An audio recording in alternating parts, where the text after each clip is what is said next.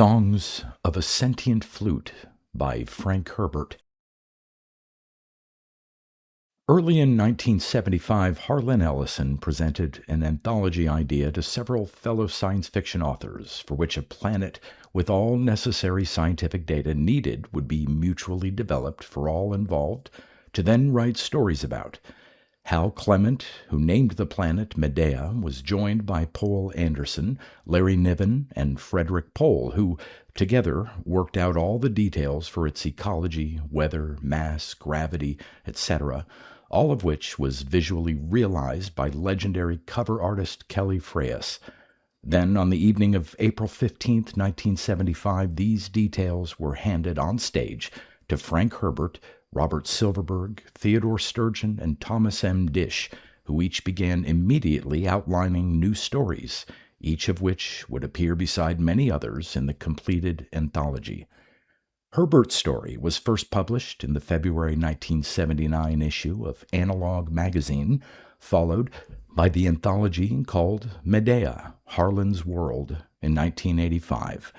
It subsequently appeared in two collections of the author's stories, the collected stories of Frank Herbert in 2014 and a French one in 2021. Read by Darrell T. Smith II for my channel, Quasar Spectra. Songs of a Sentient Flute. Now it is time for a story about your beginnings, about the crew of the void ship Earthling, and what happened after the ship became ship. Ship is God, God is ship, goes the litany of shipmen. That is true because when the crew made their void ship into an artificial consciousness, they released upon the universe a being called Ship, who assumed characteristics of a god. It was the avowed mission of Ship to teach worship to its human charges, a project requiring the most delicate intrusions by such an almighty power. First, Ship took the shipmen to a planet which Ship created, a paradise to fit all the dreams of mankind. But the people did not learn worship there, and Ship said, "Behold, you have no times of crisis here. I will take you to another place." And this other place was a place of crisis, but still the shipmen did not learn. Ship tried even greater crises then to no avail. Shipmen human remained dense and recalcitrant until all but a god must have despaired to witness such failure after failure. Then Ship said, "Behold, shipmen have not learned to communicate. For this I take you to Medea." Now, Medea was a planet very common throughout the universe, with life forms whose characteristics are to be found in abundance on countless worlds. They were not alien, for alien is not alien in its own home, but they were passing strange to shipmen. You may ask why Ship did not simply tell the shipmen how to worship, but that is a question with no answer. If Ship does it, then it is not worship. That was Ship's admonition to the chaplain psychiatrists who served as Ship's mortal and temporal arms among shipmen. You must do this of and for yourselves. Thus spoke Ship. What a paradox! Ship could command worship and set all the ritual forms, but that would not be worship. The question arises then of why Ship chose so often to put faith in poets for the unraveling of the paradox. Perhaps it is because poets are armed with unbridled curiosity. Maybe it is because poets are the most sensitive and open of all humankind. The incident of the poet Nikki is a case in point. What a strange and beautiful choice, a shipman to confront God or devil. Caro Panil, The History. See also Destination Void. Questions devoured Nikki's awareness as his singletran dove toward the planet's surface. It both alarmed and intrigued him that no human poet had ever set foot on Medea. He would be the first, and his presence there would be far from accidental. Still, danger, Ship had warned him. Danger will be your life when you leave me. Constant danger. Nikki had a momentary recall from the briefings.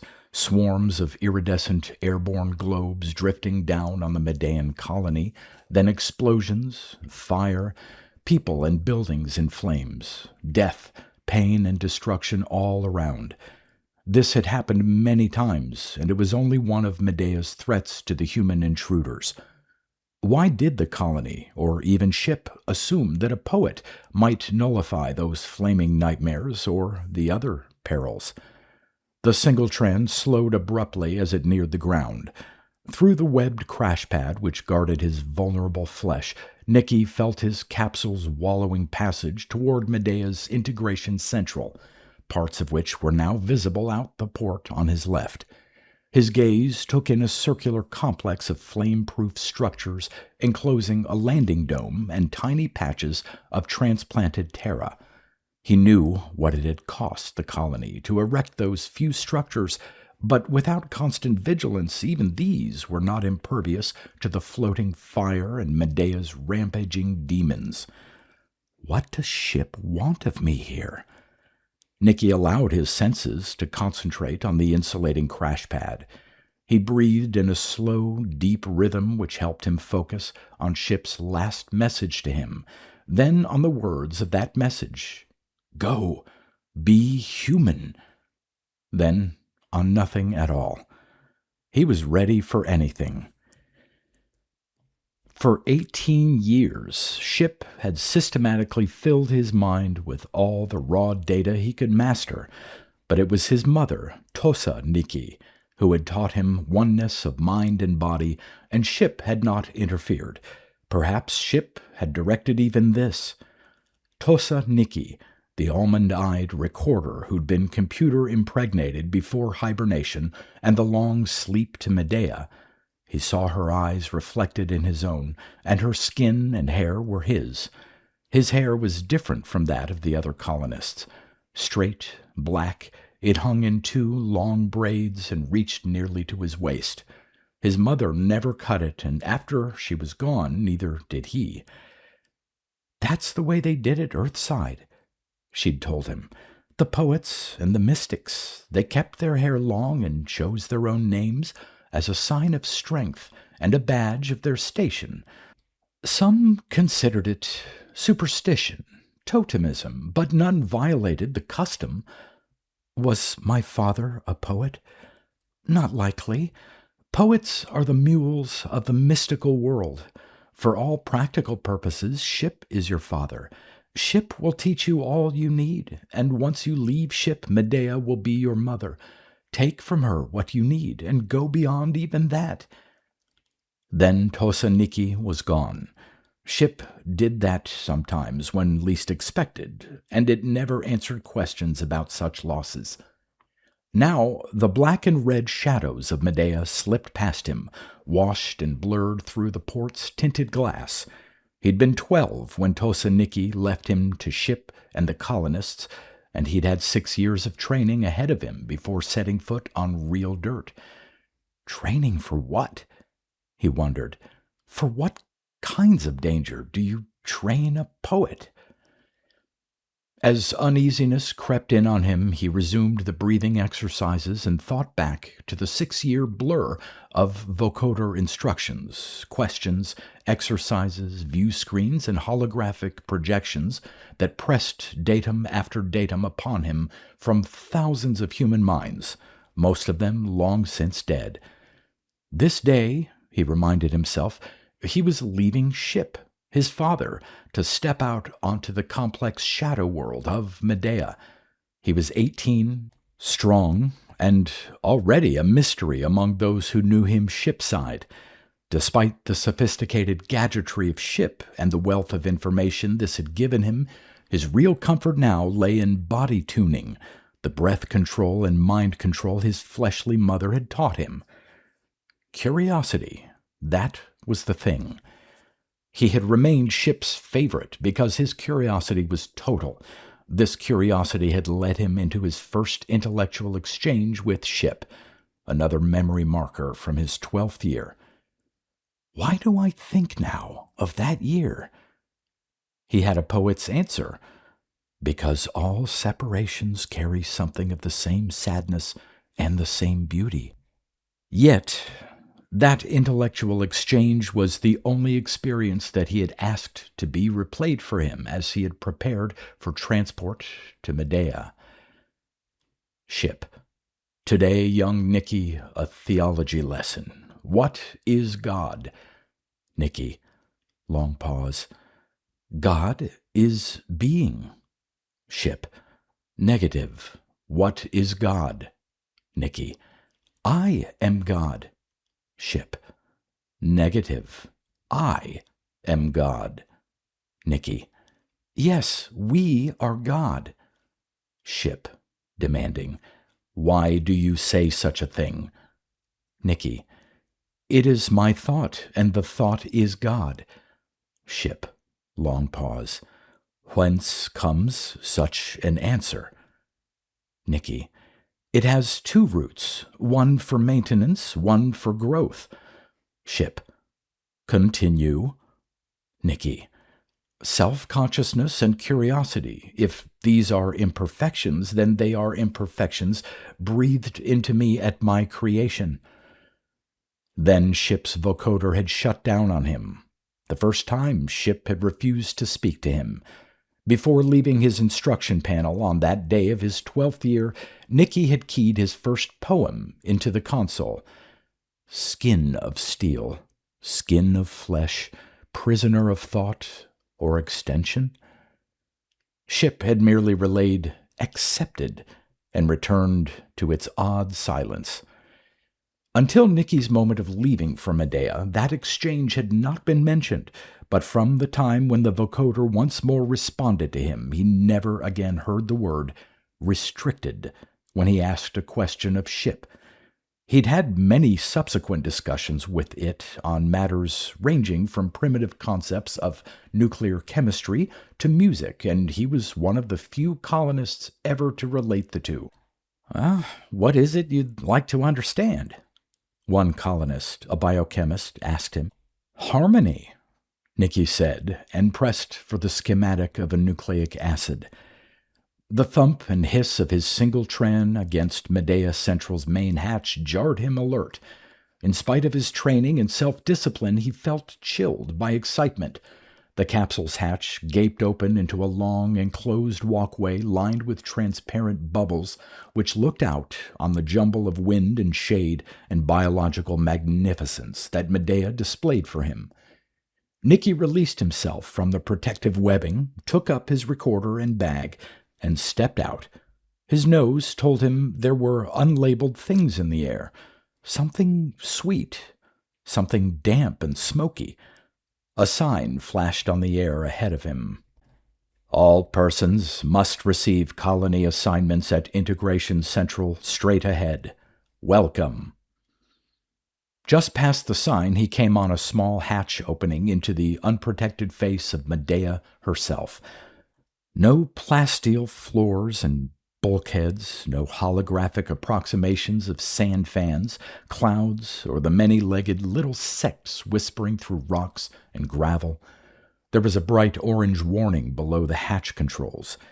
Danger, maintenance, and security only. Nikki knew the physical data relayed to Ship better than most of even the older colonists. He knew it was likely that one of the suns was in flare, and all over Medea, creatures were digging in and covering themselves for their lives. A flare's ultraviolet was danger enough, but the vicious predators hatched by a flare, the lightning-fast demons raging from shadow to shadow, could reduce native species to a memory in seconds, and could strip a human to bone in less than a minute. In 5 minutes, the bone, too, would be gone. In spite of this knowledge, Nikki snapped back the latch and stepped outside. How else can I meet my new mother? His greatest surprise was the wind. The quick gusts that rustled his hair and collar felt like the soft brush of living fingers tender on his skin. He was surprised, too, at the watering of his eyes precipitated by the breeze. Nikki nudged the dust with a boot toe and sensed the peculiar sweetness of hummus rise with the wind. Near his toe grew a tiny native bush which the colonists called narcissus. Silver leaves were thick on its short branches. A fine matrix of tiny red veins joined in a knot at the stem. The leaves were arranged in pairs, facing each other, and each pair angled upward and outward in a funneling and reflecting process which captured as much available light as possible. He bent close to the plant and heard the soft, characteristic hum of its brittle leaves vibrating in tune with the rise and fall of Medea's ultraviolet pulse. He touched a leaf, and the plant disappeared into its root system with a metallic snap. Yes, many Medean species maintained an armored retreat ready at hand. It was a lesson the colonists had learned early and copied. "You!" It was a shouting voice behind him. "Get back in here!" Nikki straightened and turned, saw a maintenance man in a flare suit standing in the hatchway's shelter. The man moved to step outside, but reversed himself as Nikki slipped past him into the walkway. The man's anger remained, however, even after he closed and sealed the hatch. "What were you trying to prove out there?" He pointed to the warning below the hatch. "Didn't Ship teach you how to read?" Interesting question. Nikki heard the overtones of many fears. It brought home to him that Ship, while teaching him to read, had used this as a lever to teach him how many things there were more important than reading. Danger. Nikki glanced back through the walkway's transparent shielding, saw the tips of the narcissus beginning to venture once more into the open. He glanced at the maintenance man. "Ship taught me that it takes many signs to make a warning," he said, and he resumed his course down the walkway toward Integration Central. Even Narcissus balances the demands of relative dangers. He found this thought reassuring. All through the swift routine of processing, Nikki kept himself as open as possible, absorbing the newness, comparing. He stored his questions, preferring to listen. The chief receptionist was an elderly man, one of the first down. He had bored eyes and puffy cheeks, and there was the fatigue of death in his voice. The reception room was like a ship room, functional, 2 hatches in metal walls, instruments in racks, no ports or windows. It was barred by the console behind which the receptionist sat, a gate on the right leading to the rear hatch. The man grudged every effort of speech. "Brought your own recorder." He punched a notation into the console which shielded him from the waist down, as though he did not exist except as part of the machine. Nikki felt the weight of the recorder on its strap over his shoulder. How odd. It was as though the man's words had created the weight of the recorder. The receptionist glanced at the shipcloth bag on Nikki's other shoulder. "What you bring?" "Personal possessions, clothes, a few keepsakes." The man made another notation, delivered himself of his longest speech. "You're assigned to Tamarack, Capul. Meet her at quarters." A nod indicated the rear hatch, and the gate swung open. "Through there. Follow signs." It was a long, brightly lighted passage lined with hatches and punctuated by the signs which flashed on at his approach. Commissary. Vitro Labs. Records. Main Section. Life Support. Clinic. Worship. It was as though he had never left ship. This is a test, he reminded himself. It had to be a test. Ship was God, and God was ship. Ship could do things mortal flesh could not. Normal dimensions of space dissolved before ship. Time carried no linear restrictions for ship. And I, too, am God. But I am not ship. Or am I? It was a question he had never resolved, although he knew the history which ship taught. There had been a time when ship was the ship, a vehicle of mortal intelligence. The ship had existed in the limited dimensions of space which any human could sense, and it had known a destination. It had also known a history of madness. Then, the ship had encountered the holy void, the reservoir of intelligent chaos against which all beings were required to measure themselves, and the hibernating humans on the ship had awakened to find themselves the creatures of ship. Quarters. Quarters. Quarters. He stepped right through the flashing sign while becoming aware of it. The sign obviously had been keyed for his approach. Nikki opened the indicated hatch, stepped through into a half-hub from which many passages fanned out. Down the passage, directly in front of him, a woman stood beckoning, impatient. He had never seen a woman of such compelling appearance. The differences about her jammed his awareness. He responded only to her impatient beckoning until the strong contralto of her voice added emphasis to her gestures. "I'm Tamarack Pohl. You can call me Tam. You'll be working with me starting in 10 minutes down at Behavioral. We're in a rush, so I'll fill you in as we go. This is your room." She opened a hatch at her side. "Leave everything here but your recorder." He peered through the hatch at ship-style quarters, a familiar fold-out desk. But there were differences. He glimpsed a real bed. He'd only seen hollows of beds. You slept in a net on ship. Nikki tossed his bag inside, closed the hatch. She was already leaving, talking in that same husky rush as she moved. "Your records are incomplete. What do we call you?" "Nikki." By the time he'd made sure he had spare charges for the recorder and a notebook in his pocket, she was well down the passage, and she did not look back to watch him catch up. Her brusqueness was neither cold nor angry, he decided. She had a job to do, and little else mattered. Nikki trotted to keep up with her, working out what her appearance told him. Her hair was as close to absolute white as he'd ever seen. Her eyes were shaped much like his own, and when she glanced at him, he saw a quick flash of blue, a cold blue that, he was convinced, expected and got the truth from any other eyes they confronted. Her skin, though pale at a distance, was backlit by a reddish glow when seen this close. "Well?" she demanded. Nikki realized that he had been staring. "Local mutation," he said. "Quite striking. How do you know I wasn't born this way?" "You're too old to be ship-born," he said. "You have to be one of the originals chosen for this colony." "So?" Preliminary data on Medea showed the occasional high bursts of ultraviolet. People with abnormally low pigmentation would have been excluded. Her blush deepened. "What else do you know about me?"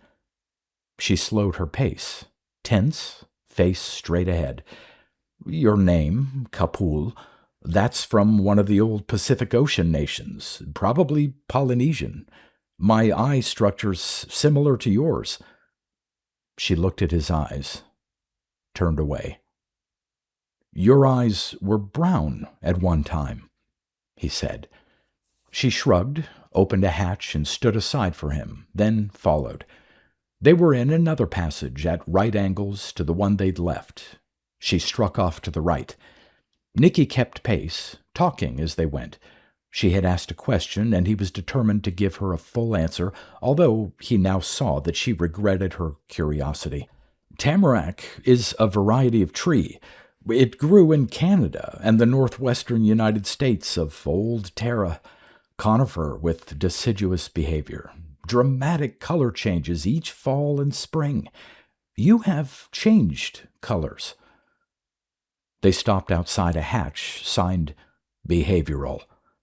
Nikki looked down at her and smiled with a confidence and maturity which drew her to him despite some deep resistance. He spoke to soothe her. My mother's family also was of the Pacific nations." She looked him full in the eyes. Yes, he was colored much as she'd been when she'd first set foot on Medea, and he had seen this thing about her which neither ship nor any of the holy sciences would explain. She recalled how her questions had ignited nervous words from the experts. "Perhaps these changes in you were caused by freak energy bursts from the suns." She studied the face of this perceptive young man. Would some bizarre and undetected pulse from the red heart of Argo work its changes on him too? Whatever it was that caused this, it began slowly, an irreversible wash of pigment from the body. First, her hair, gray at 22, white by 30. And this Nikki was only 18, half her age. By 30, her skin had lightened noticeably, and by 35 was nearly translucent. Just this year, the curious red tinge had formed deep within her skin, and she had grown to like this effect of the changeling process. "Is there more?" she asked. Something in the soft voice of her question compelled his attention. There was something important, something she needed which only he could supply. Nikki closed his eyes and tapped into the oneness which his mother had taught. "You're self-conscious about working with someone so much younger than yourself. Do you know how important our project is?" she asked him. Her voice told him she was ready to retreat, like the Narcissus, like the maintenance man. Where was her place of armored security? He spoke softly. "There's confusion in your mind about your project and those working on it with you." "It's the most important project in the colony," she said. "Life and death are—" "It's urgent," he agreed. Nikki opened his eyes and looked directly into hers. "And you're self-conscious about working with a male who's so much younger than you." She lowered her gaze and sighed. The blush faded. "You didn't arrive at all that through logic." "That's why I'm here," he said. "Logic's failed." She reached out and shook his hand. Strange, antique gesture, the remnant of a caress, and it kept them at a distance. "In here." She followed him into a laboratory room. He recognized most of the instruments and knew he'd learn the strange ones soon enough. Tam was busy swinging out a voder and its screen. She spoke as she worked. "You have to learn a floater's instrumentation and controls. This voder has a mock-up program. Sit here." She indicated a fold-out seat at the screen. Floaters, he thought, his pulse quickening. The idea of these colony craft, lighter than air, fascinated him. How vulnerable they were, subject to any whim of an atmosphere which could not be completely predicted. He sat in the indicated place and looked at the simulation of controls and instruments. His stomach felt cold with apprehension.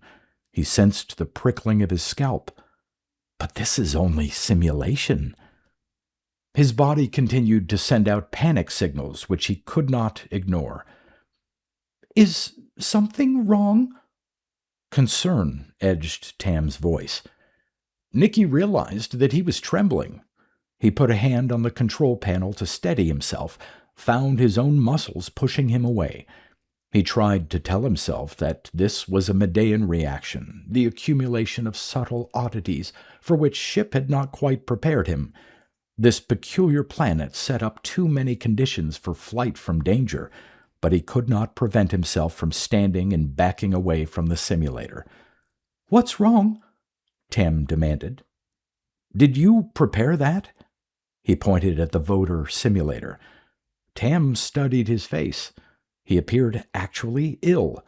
Was this an adverse reaction to something Medean? Nikki saw her puzzled frown, the way she divided her attention between him and the simulator. "Answer my question." "Tom Root prepared this mock-up. He's our project director. Why? Nikki groped for words and found this the most peculiar thing of all. Words did not usually evade him. This is against ship, he said. This is contra ship. Wrong.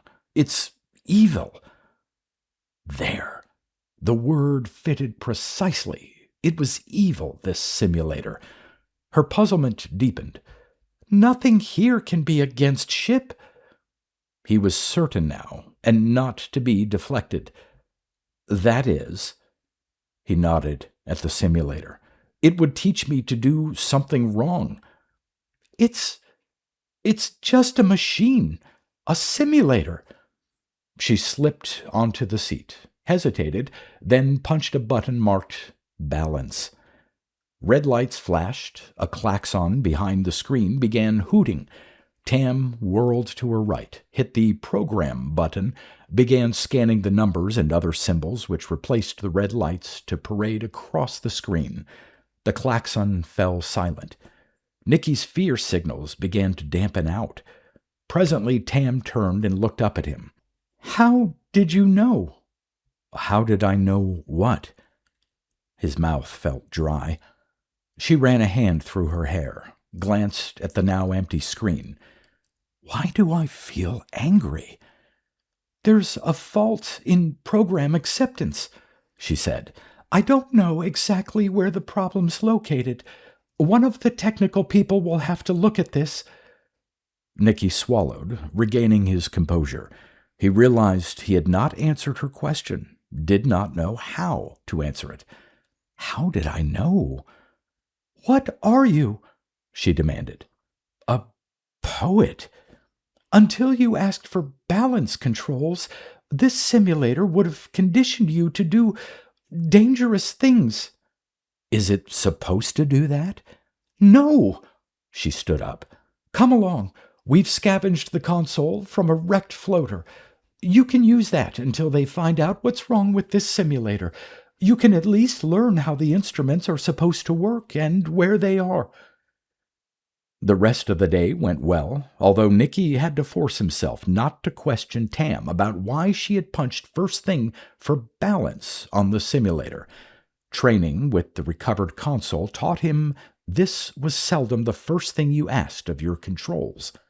Floaters were built to take dramatic imbalance, and the balance gyros put a strain on the power system, and it was disquieting that he could not explain, even to himself, how he had known. What hidden signal receivers did his body contain? Were there petite perceptions for which only he was the sensitive receiver? He began to suspect there might be an odd rapport between Tam and himself. She remained watchful of him all through the day, suspicious. All of this was held beneath the surface, submerged in the training routine, in the study session, which paraded for him the latest records of Medea's bloom behavior. The gas bags, airborne globes, fascinated him. They behaved as though directed by a single intelligence, sometimes merely beautiful, a display. Other times, they were definitely malevolent, killing, maiming.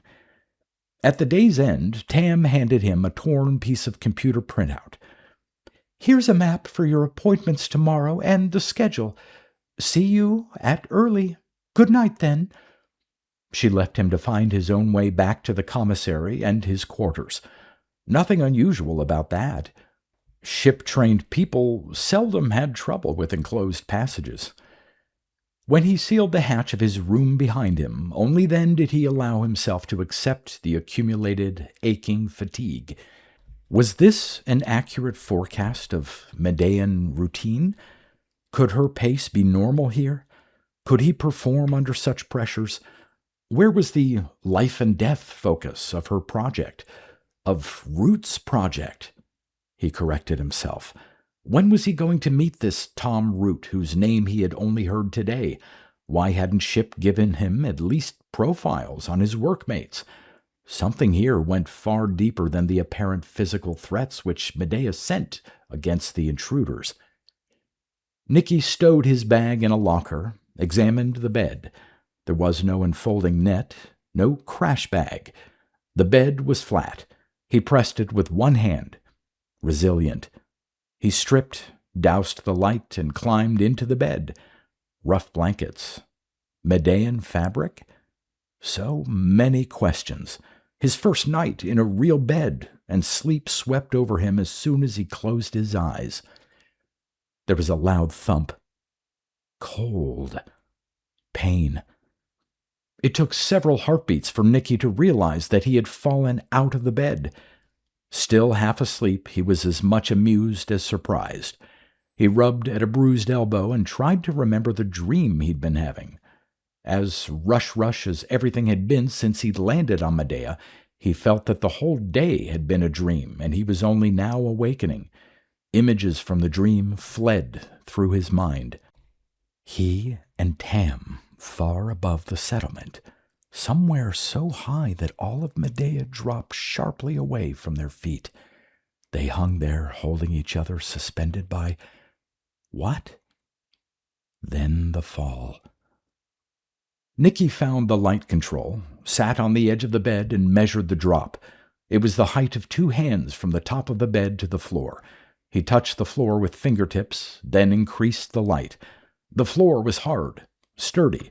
It was made of long strips of intricately stained material, patterned like the tidelands of a wide sea. He'd never seen a sea except in holograms, repros, and in the dream. Then, as each hair on the back of his neck and scalp prickled and raised, the patterns, the stains, the strips disappeared. Once more he awoke on the floor, rubbed his elbow, and sat on the edge of the bed. The belt felt more immediate, its covers more resistant to his pressing palms. He knew that he'd better be careful. Sometimes it was difficult to tell one reality from another, but Medea was playing tricks on him. In the morning, he used Tam's map to locate the small commissary used by floater personnel and found her there, seated at a corner table, alone. Only one other table was occupied. 3 older men in gray single suits, eyes turned toward him with curiosity at the new face. Tam already was eating her early. He called it breakfast, and she turned to him, startled. "Why do you say that?" He scanned her, saw only curiosity and mild amusement. "It surprises you?" He sat across from her and signaled the auto-cook for service. "Perhaps it shouldn't." She sipped her juice. "Language is your life, but that's such an old word. We were calling it early 3 generations and 2 planets ago. 4 generations and 3 planets ago, we were sipping juice at breakfast, whether breakfast was eaten early in the weekday or late. But I haven't heard that. Some words have more inherent wisdom than others. Juice," he pointed to the glass in her hand, "is, after all, a fluid naturally contained in plant or animal tissue." The auto-cook took this moment to disgorge his food onto the table. He began eating and presently took up his own glass, tasted it. Acid. Faint sweetness. "This concoction we're drinking is damned near anything but what we call it." She examined her glass against the light. "But what if it's a pretty word? What if we stop playing with words to avoid more important things? Have you discovered what went wrong with that simulator? They've torn it down completely and can't find anything wrong with it. Nothing." She put her glass down too hard, was surprised to find her hand trembling. "Why does his question anger me?" Nikki drew in a deep breath. It was what he had expected. She was accusing now. "But there was something wrong, and you knew it. How?" The answer came to him as though he had worked out the details during the night. "I knew because she knew." And she had concealed this knowledge even from herself.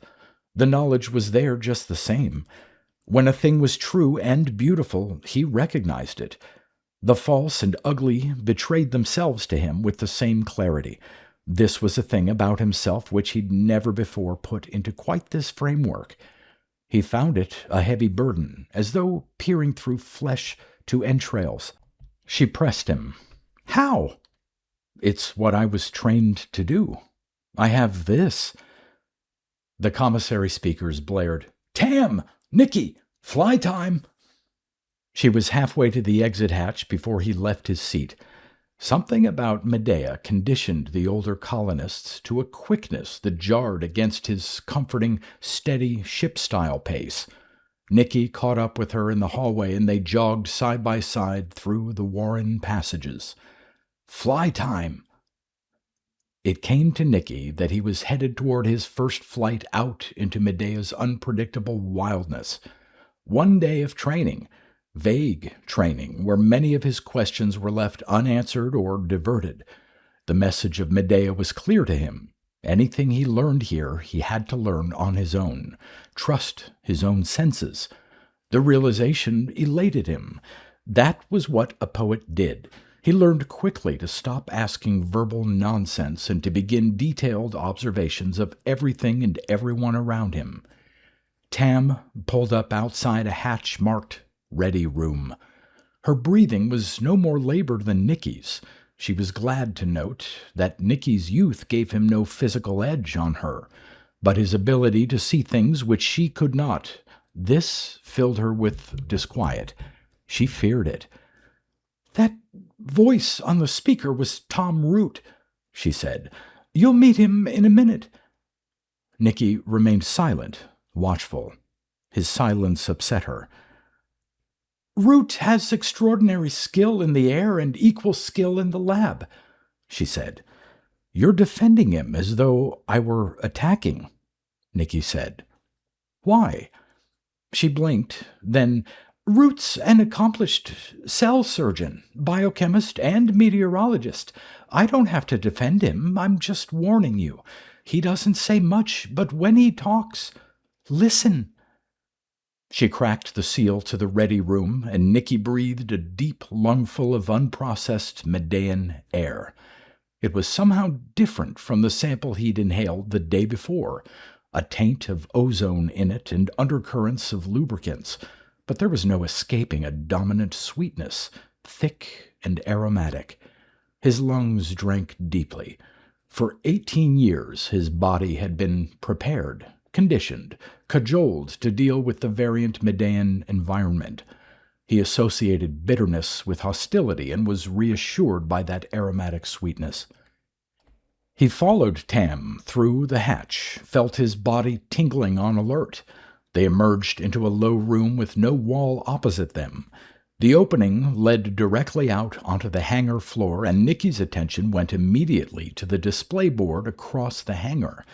The board projected a numeral twice the height of a man, a large number 1, edged in flame red. Nikki knew that signal. Heavy radiation. Both suns in flare. Tam tugged at his elbow, directed him to the near wall on their right, through an opening into a small locker room. She indicated a locker, and he saw his name on the door tab.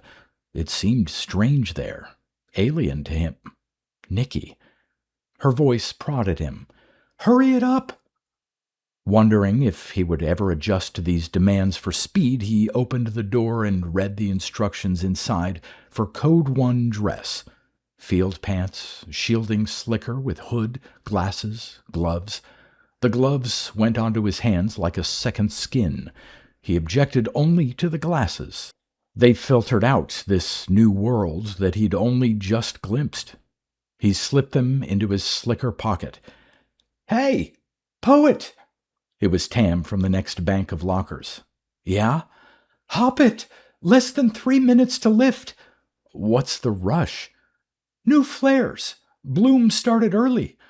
"But don't we—" He heard a locker slam shut. Tam's quick steps. She wasn't waiting for what she considered idle conversation. Nikki followed her out into the hangar and finished sealing his slicker, just as the sealing doors spread their metal jaws. Awe absorbed him. There, stained and dented but humming smoothly, their floater hung framed against a wildly banked background of clouds. The colors! Morning light of two suns played reds, purples, silver, umber, orange. Sentries at the opening's perimeter scanned the surrounding area for demons, and as Nikki turned to follow Tam's peremptory summons, he caught the flicker of a demon in the dim light. In what seemed part of the same flicker, a sentry raised, fired, and lowered his weapon. None of the other sentries paid the slightest attention to this. What incredible speed these people develop! Nikki was daunted by this thought as he followed Tam out into the hangar, his attention once more on the floater. It nearly filled the open area, and the hangar was at least 50 meters on a side. The reddish-orange bag hugged the ceiling while ground lights played against it. The crew's nest, a web of plasteel and transparent bubbles, scraped the floor, oscillating back and forth like an animal impatient against restraints. "Root!" It was Tam's voice. Nikki returned from looking up at the bag and the suspension lines. Tam had her head into a side hatch to the nest. She pulled back, and a man's head appeared in the opening, red hair beginning to go gray, a sense of wiry quickness about the eyes. The face and body were thin. Nikki was struck by the fact that Tam called this man Root to his face, but called him Tom when Root wasn't present. "We haven't time for introductions or any other nonsense," Root said. "Get in here, both of you." It was a ship-trained voice, almost devoid of emotion. Nikki followed Tam up into the nest. The metal edges of the hatch were cold, even through the gloves. It was dim inside, cramped quarters. Root already was strapped into the seat at the bow bubble. Tam was securing herself in the seat at Root's left. Nikki recognized a console on Root's right, identical to the one he'd used the day before. He slipped into the seat, brought the web harness over his shoulders and around his waist. "Just the three of us on this trip," Root said. "That means we have to be both crew and observers," Tam said. "Got that?" Nikki looked over his shoulder, saw that Tam was addressing him. "Got it." She was already busy at her console. Nikki knew he should do the same, check the instruments, renew his acquaintance with this control board he'd seen for the first time only the day before. Instead, he took a moment to study Root as subtly as he could. "Why do I feel apprehensive?" The older man was not as tall as Nikki, but there was a sense of enormous energy about him. He moved with confident sureness, agile but reserved. Root was not a man to reveal all of his resources. And his voice, there was a haunted sense about it, a feeling of familiarity. Where have I heard that voice? He reminds me of somebody. Forward of Root was the large transparent bubble which gave the whole nest a wide-angle view of terrain. It showed the hangar floor and the display board with its Code 1 warning. The nest's transparent ceiling curve was dominated by the suspension lines and the bulging undersurface of the floater bag. Directly in front of Root was his instrument hookup and the OmniView screen, which Nikki belatedly realized was reflecting his own face for Root to examine. I don't trust him, Nikki realized, and he probably knows it. It came to Nikki then that Root was a man with secret plans which would not be diverted even if they projected pain or death for others. To cover the momentary feeling of entrapment which this realization brought, Nikki said the first thing that came into his mind. "I thought floaters usually ran with a crew of 5. "Floater," Root corrected him. "This is it. None of the others is operational. Too unreliable in these winds. The other crews have gone to choppers." Tam glanced quickly and uneasily in Root's direction, said, "We're a special little crew here." Nikki returned to his own console, ran the preliminary check which Tam had taught him. Immediately he noted that all communications to Central and ship were not responding. He tested hookup and got a flashing red off. "Why aren't we hooked up to Central?" "No time for storytelling now," Root said. The nest lurched, scraped, and bumped hard on the hangar floor, then lifted slowly through the open ceiling. The giant bag above them began to angle off to the right as soon as it cleared the dome, and the nest barely missed the lip. The colony outbuildings, wildly colored by the early light, were passing beneath them within seconds. Root's fingers flew over the controls, adjusting sway, changing the bag's surface contour to form a great sweeping sail. "This might be a rough ride," Tam said. She sensed potential conflict between Root and Nikki, was confused by her own ambivalent sympathies. "I'm too old to be a mother hen," she told herself. "The project's too important for colony survival. Nikki has to make it on his own." Root began activating bag jets, metering precious fuel. The nest took on a bouncing, swaying motion which swept broad expanses of cinder crags and other ponds across the bow bubble's view. "Nikki." It was Root. "Yes?" "If you get sick, throw up in that waste box to your left. Try not to. We're going to need all the help we have, and besides, it's distracting." He's deliberately goading me, Nikki thought. I'm damned if I'll get sick. And belatedly, maybe that's the reaction he was triggering. There was deliberation about Root's behavior, about every voice tone. The man had said, "You're a nuisance here, but try not to be too much of a nuisance." Something more ominous lay just under the surface. Danger. Constant danger.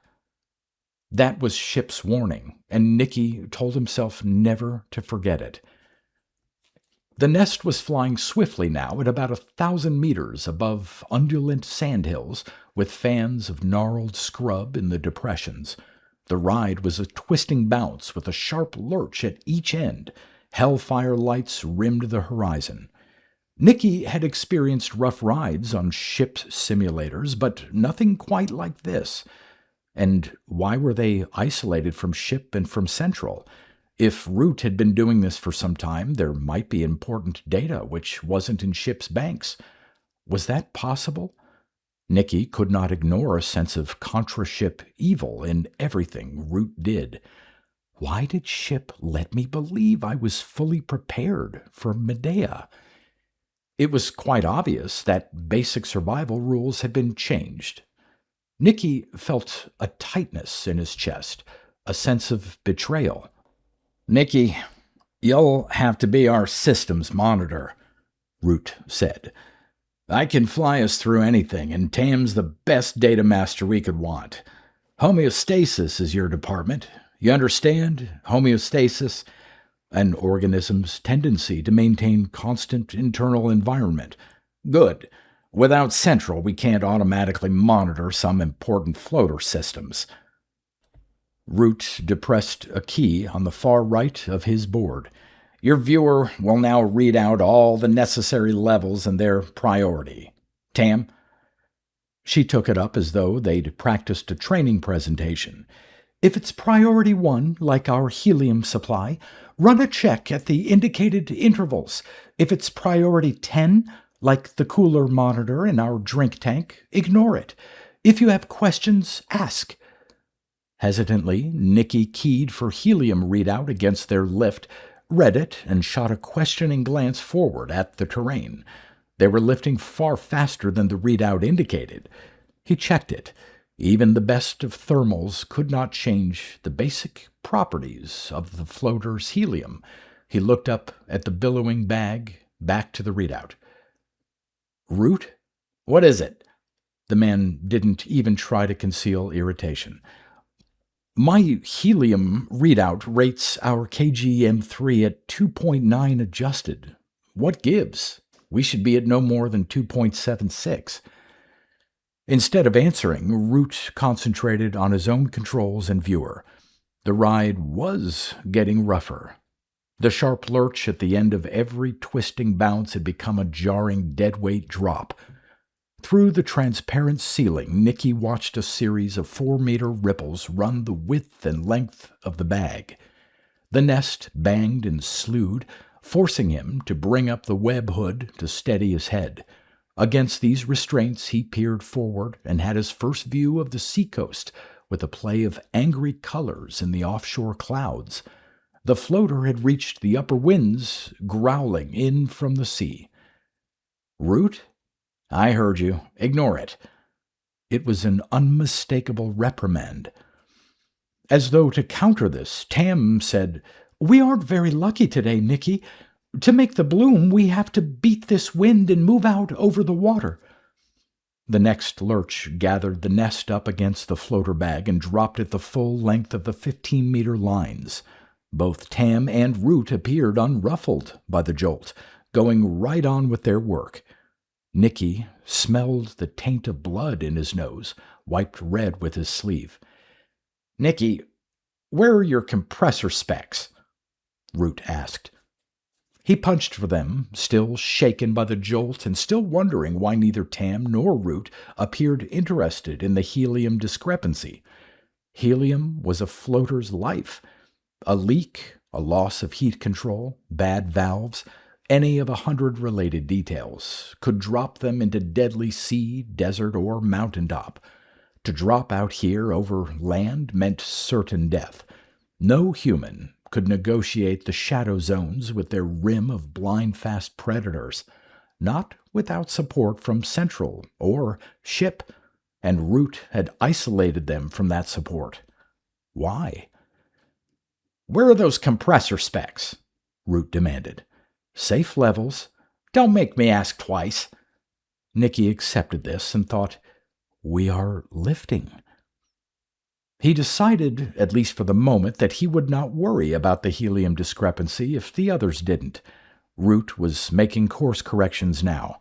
The floater tacked its way into the wind toward the white-edged shoreline. Whenever he could take his attention from his controls, Nikki peered forward where winds and Medea's oblique tides whipped the sea surface into a thrash of dark water and foam. He saw that they were approaching a large bay. Nikki guessed its width at 10 kilometers, then 20, then realized one of his ship-bound limitations. He could not estimate large distances. The bay's shoreline appeared high and rocky, difficult for human or demon to negotiate.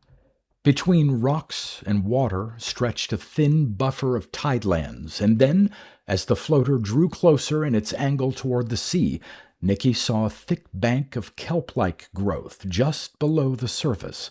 It furled and unfurled as far out as he could see. The water at its edges curled green and yellow.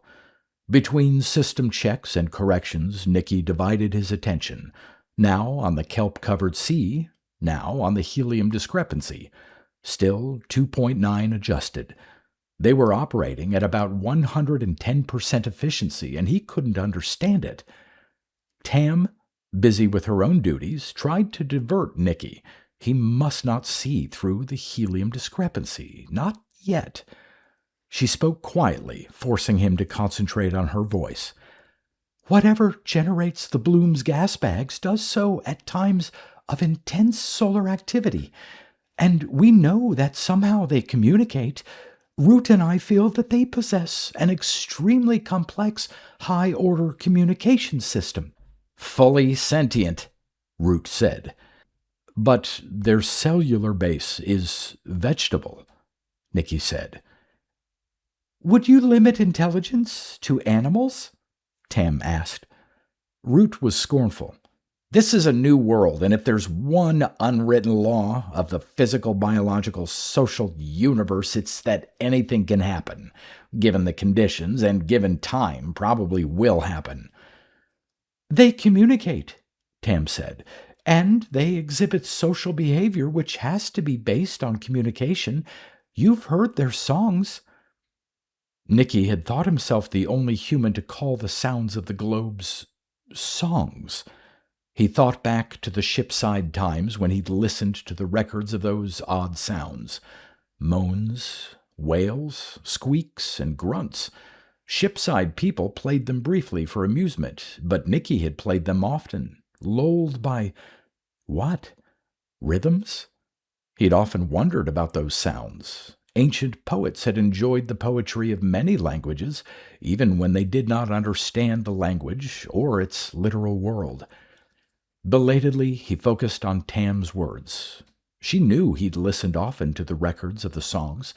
Was that why he'd been chosen? Song implies singer, he said. Why not capture a few for a short time or study older ones that drift close to the base? Tam darted a quick glance at him. Was he serious? They lift by hydrogen, she said. How do you capture and confine a firebomb? And even if they don't explode, they disintegrate. Capture's out of the question. What are we studying? Root demanded. We need accurate data. The less contact we have with them, the truer our data. We're like physicists, getting down into the world of particle physics to study it. How much is our influence and how much original behavior? Tam asked. All of this was true, but Nikki could not evade basic misgivings. Root is trying to misdirect me, and Tam is following his lead consciously and unconsciously. Where are they pointing me? You never know when you might be giving your subject subtle clues about what you expect, thereby influencing the outcome, Tam said. Besides, Root has discovered some startling facts about our vegetable friends down there. Nikki expected them to expand on this, but Root was forced to concentrate on a course change as the wind shifted, backing around to their stern. First the jets, then the compressors were shut down, and they drifted silently before the wind. The view ahead filled with a thick yellow-brown froth breaking across the kelp. Thousands of them come off the water at the bloom, Tam said, but wind and electrical activity allow only a fraction of them to make it inland. Root was busy venting gas, dropping their floater closer to the sea. It was now less than 500 meters below them, and the high walls of the bay's surrounding cliffs created a pocket of deceptive calm at the sea surface. Look, there, Tam pointed. At 7 o'clock, Root said. At first, Nikki saw only waves and froth churning over the kelp. Then, slowly, bubbles in the froth began to swell and rise, each in its own violet, green, or yellow, each trailing a long, thin strand of itself, much like its tentacles that appeared to be attached to the kelp. As they rose, the umbilicus stretched thin and broke. The bags floated free and, within seconds, began to play every color of the visible spectrum across their surfaces. Water and air swirled with dancing colors. Root keyed in the external sensors, and above the high-pitched shriek of wind through the floater's lines, they heard the tentative flutings of the gas bags, clear whistles and odd cadences. Nikki felt deep within his shoulder blades that those whistles were directed at him. He was both stimulated and upset in ways he could not define. He found it hard to imagine danger in that airborne display of beauty, but knew they could drift down on a colony installation and, unless thwarted, could engulf with flame everything they touched.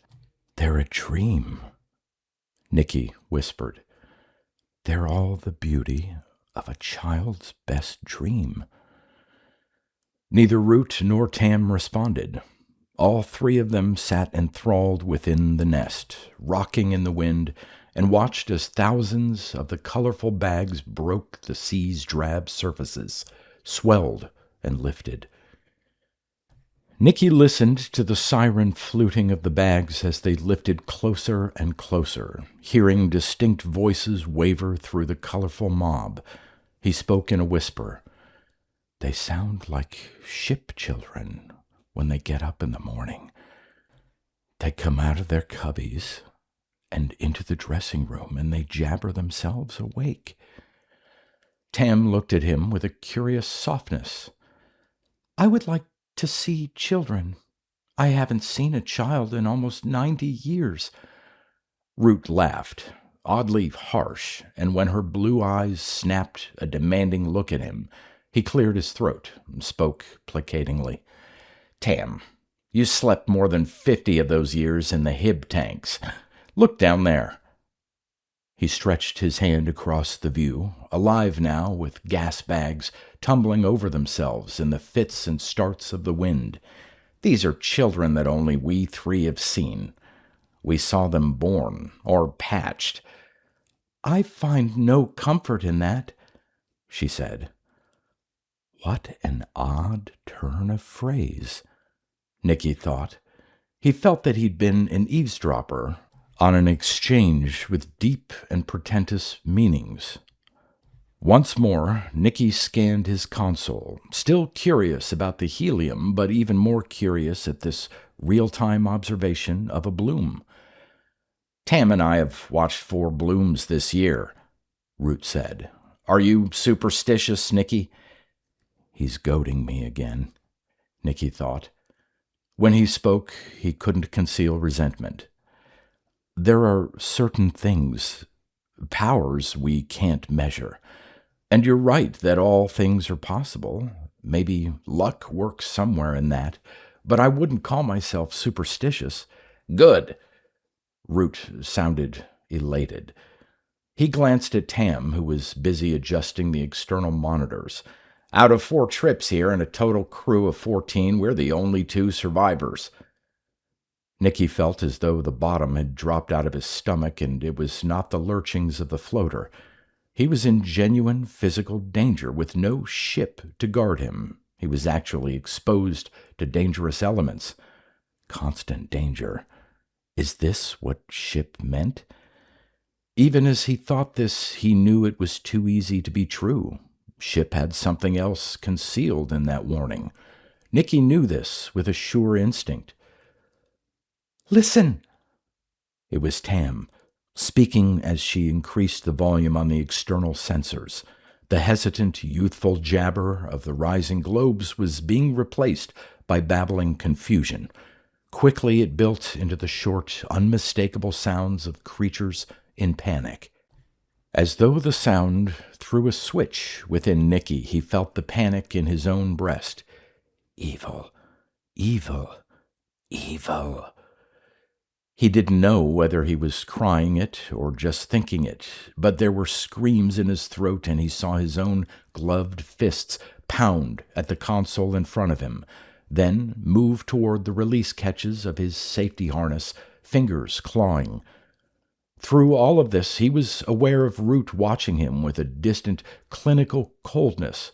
Root made no move to help, no comment. Tam threw a switch on her panel to take over Nikki's controls.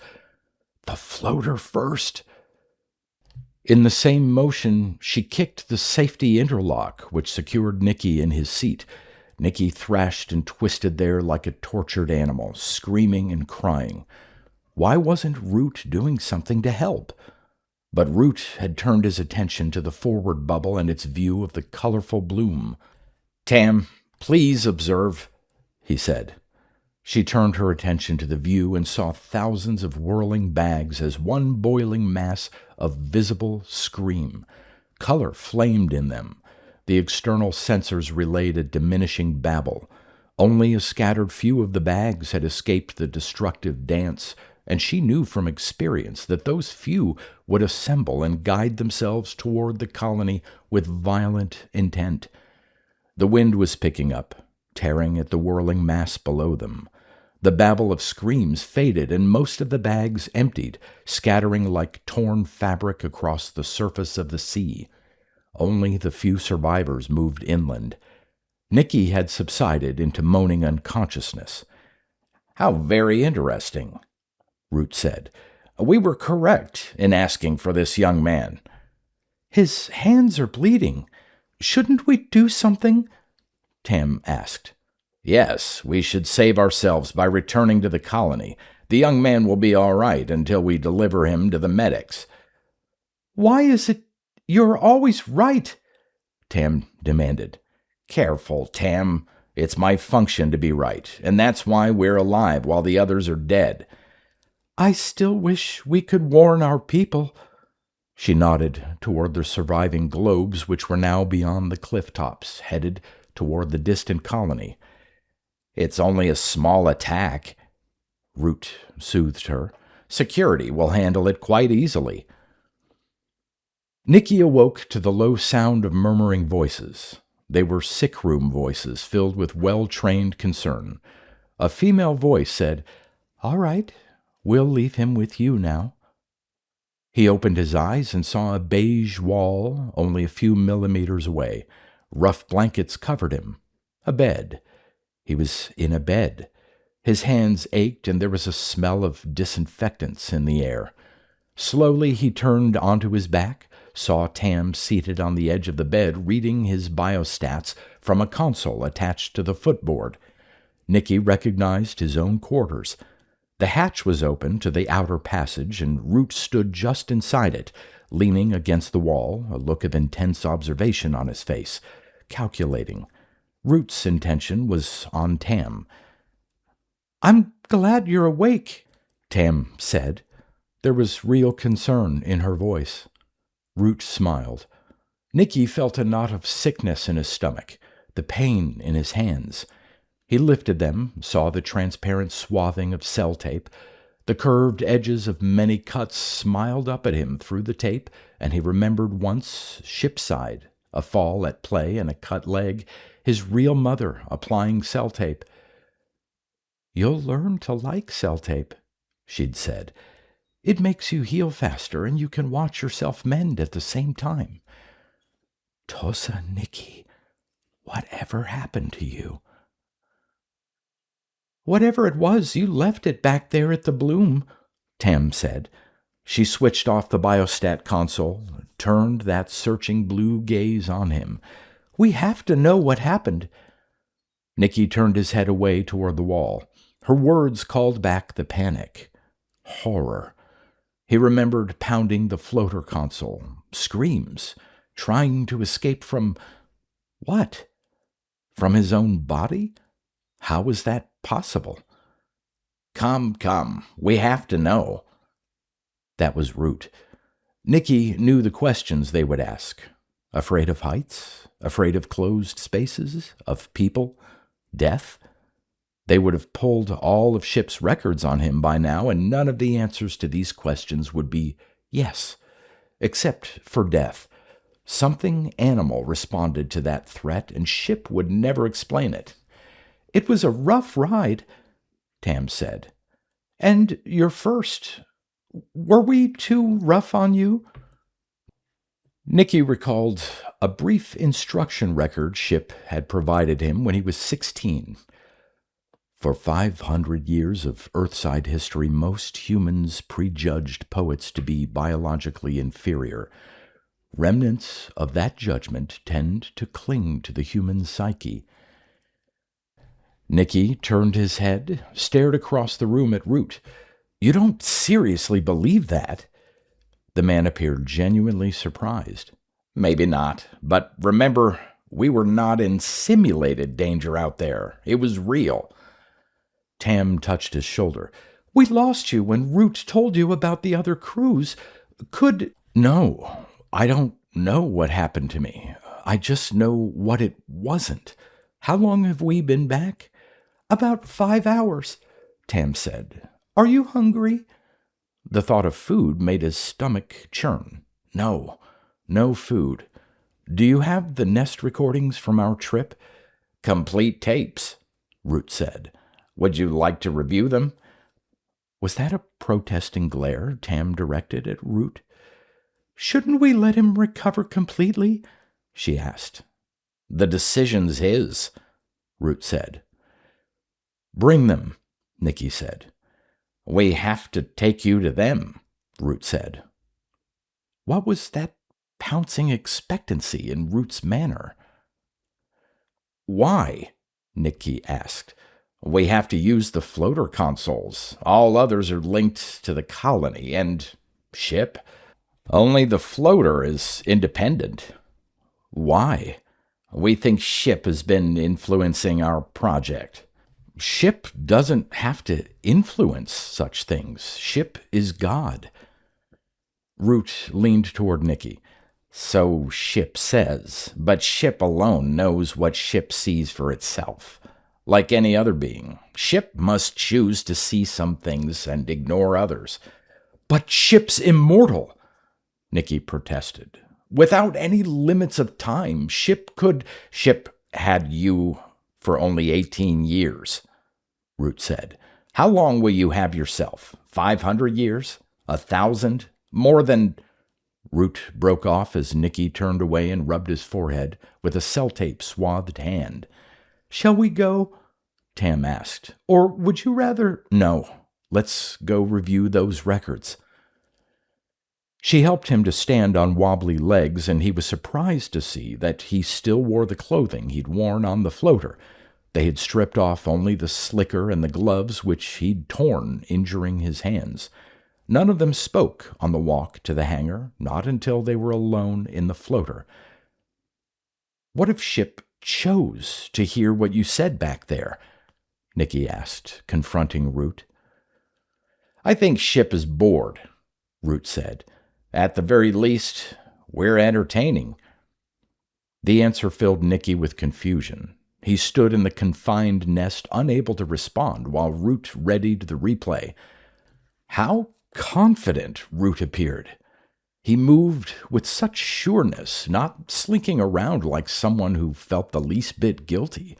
And Tam, while matter of fact, she wasn't cold. She assisted Root as though she understood a definite timetable. That was it. They were on a timetable toward some specific goal. But Tam, while committed, was afraid of something or someone. She's afraid of Root. Is there evidence to support your notion that Ship is influencing your project? Nikki asked. I'm afraid it's not a notion, Tam said.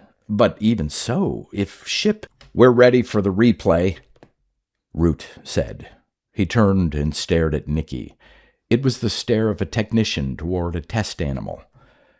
Evidence, Nikki insisted. We'll show you later, Tam said. It became clear when we questioned Ship about the purpose of the colony. You questioned Ship's purpose? Are you horrified? Repelled? Root asked.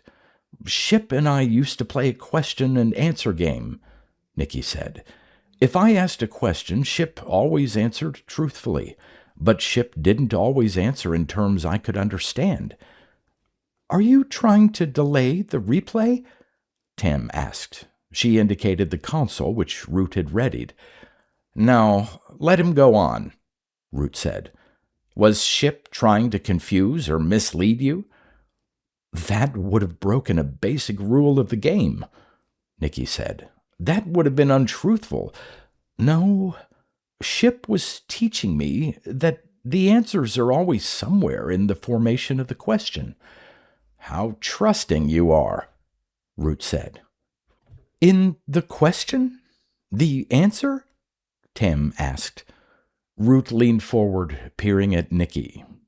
How did the poet understand his own role in Ship's purpose, whatever that purpose? Continue. Ship might answer me philosophically in conversational terms, Nikki said. I soon learned how to play the philosophy game. Then it shifted to complex mathematical constructions, which I had to learn to discover the answer. You were providing your own answers, Tam said. In a way, I had to learn how to ask my question in a specific enough way that I could be sure of understanding the answer, and then I found that the form of the question carried the language of the answer. Even more, a sufficiently precise question carried the information of the answer. Why do you now recount this game? Root asked. Because, however you asked your questions of Ship, the form of your questions imposed the role that you insisted Ship play. That's the rule of the game. The better you get at asking questions, the fewer questions you have to ask, Tam said. She stared at Nikki as though seeing him for the first time. She felt that she was poised on the edge of a new, liberating awareness. Root was glowering, rubbing at his chin. Nikki glanced at the ready console, recalling a question he'd asked during the flight to the Bloom. When I asked about helium today, for example, my question carried the form and the language of the answer. Helium, adjusted to a Medean sea level reference, should read 2.76 kg over m cubed. I got 2.9. That's the figure for hydrogen. Root glanced at the sealed hatch on his right, returned his attention to Nikki. Tam was holding her breath. Are you trying to say that we're flying hydrogen? Root asked. Yes, we're flying what the globes fly, highly flammable in this electrically active atmosphere. In effect, we're a giant flying bomb. Surprisingly, Root chuckled. Tam shuddered. What amuses you? Nikki asked. He felt that he had just performed precisely as expected and that this boded no good for him. Ship has restricted many of your records, Root said. Tam assumed that this indicated social or moral problems. Isn't that right, Tam? She shook her head. Negative. Then what did you assume? That Ship wants to keep Nikki a mystery. Yes, there's no telling what he knows. How did you exchange hydrogen for helium? Nikki asked. If your ground crew knew about it, you'd be flying a shovel and rake in one of the cattle compounds. But they do know, Tam said. It's the lesser of several dangers. She glanced upward at the hovering bag. We're the only floater that those gas bag globes won't attack, Root said. We have a good ground crew, the best. A good ground crew will take big risks to keep its flying crew alive. Who else knows? Nobody. Maybe Ship knows, Tam said. Ship is nobody, Root said. Tam put a hand to her mouth. Nikki had heard a measured calculation in Root's voice and studied the man carefully. Sacrilege to shock us. But Root's behavior was always seated in many reasons. What else did he want? The mystery today, Root said, is not just that you panicked, but that the bags panicked. Why? There was only one significant difference about our floater today. You. You're telling me that when you fly hydrogen, the Bloom will come right up to you and it won't attack. They tend to ignore us, Tam said. Nikki looked at the console beside Root. Let's see what happened today. Root reached down, flicked a switch. The 3 screens around them came alive with views of the flight, and the sounds were played through the sensor relays. Nikki divided his attention between the screens, was aware that his companions were watching him. He closed his eyes when the replay came to the part where he had lost control. Terror? He felt nothing but the memory of his panic, and even that was not immediate. He could extinguish it at will, but as he listened to his own frantic screams and the strident squeals of the gas globes, another memory image insinuated itself into his awareness. He saw a clear picture of the floater from outside, and he thought of it as a giant member of the Bloom. The image projected itself into his awareness without compromise, and he felt himself falling away from the giant globe. The floater. The image ended. It shut off like the stopping of a tape. He opened his eyes, signaled for Tam to shut down the console. She reached across Root to depress the switch. Well, Nikki? Root studied him, questioning. Why did you start flying hydrogen? Because the Bloom flies hydrogen. What happened when you flew helium? They'd get within about 20 meters of a floater and they'd scream. You had the impression of extreme pain. Then they'd expel all their hydrogen and they'd die. Scream, you say? The way they did today? Similar. How were the other crews killed? Some crashes, some trying to recover gas bag skins before they disintegrated. You put people out there in the open? Volunteers. Did you get any skins? No. What about choppers? The bags won't come anywhere near them. Why can't chopper crews recover skins? Choppers just scatter the skins and the increased air movement melts them that much faster. Or the demons get to them first, Tam said. Nikki looked at her. Have you been on the surface? Twice. Root's been down 4 times.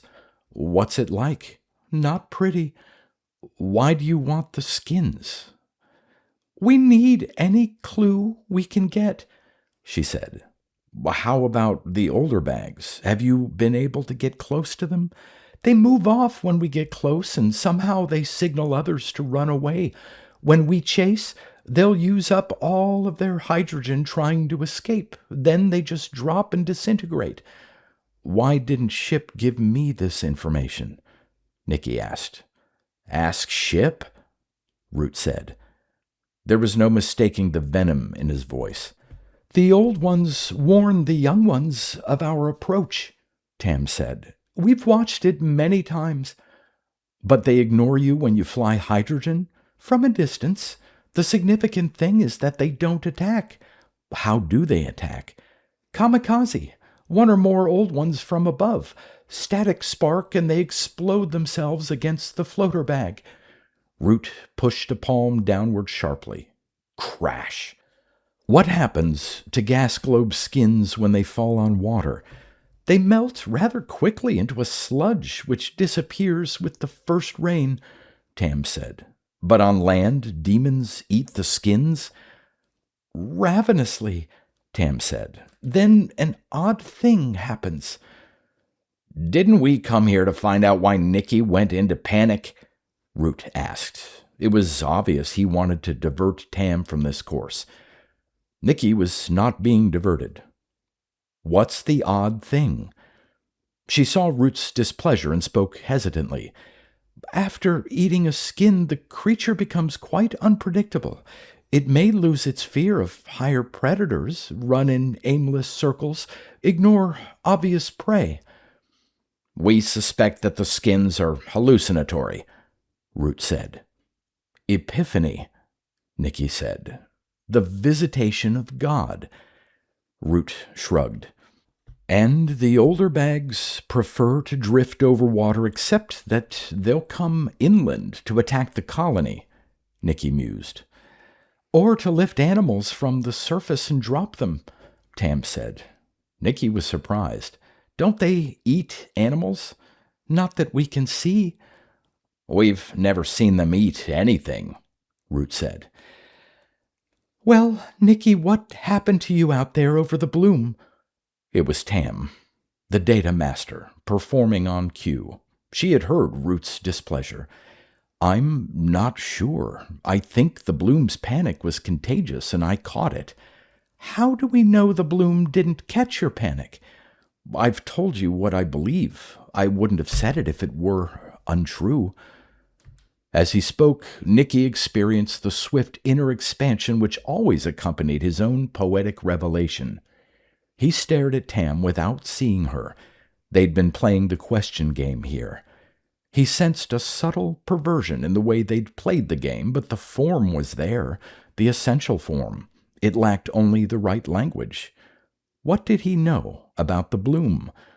Skins dissolved. Sludge in the water disappeared. The deadly demons of the land ate skins and... What? Hallucination? Epiphany? Colors! Globes changed colors as they whistled and babbled. Even in panic, they changed colors. He really saw Tam now. The white hair, the translucent skin, to change colors and become a Medean. You've been lying to me, both of you, Nikki said. A swift blush suffused Tam's face. Root saw this betrayal and scowled. "Is that why you're not telling us what really happened to you out there?"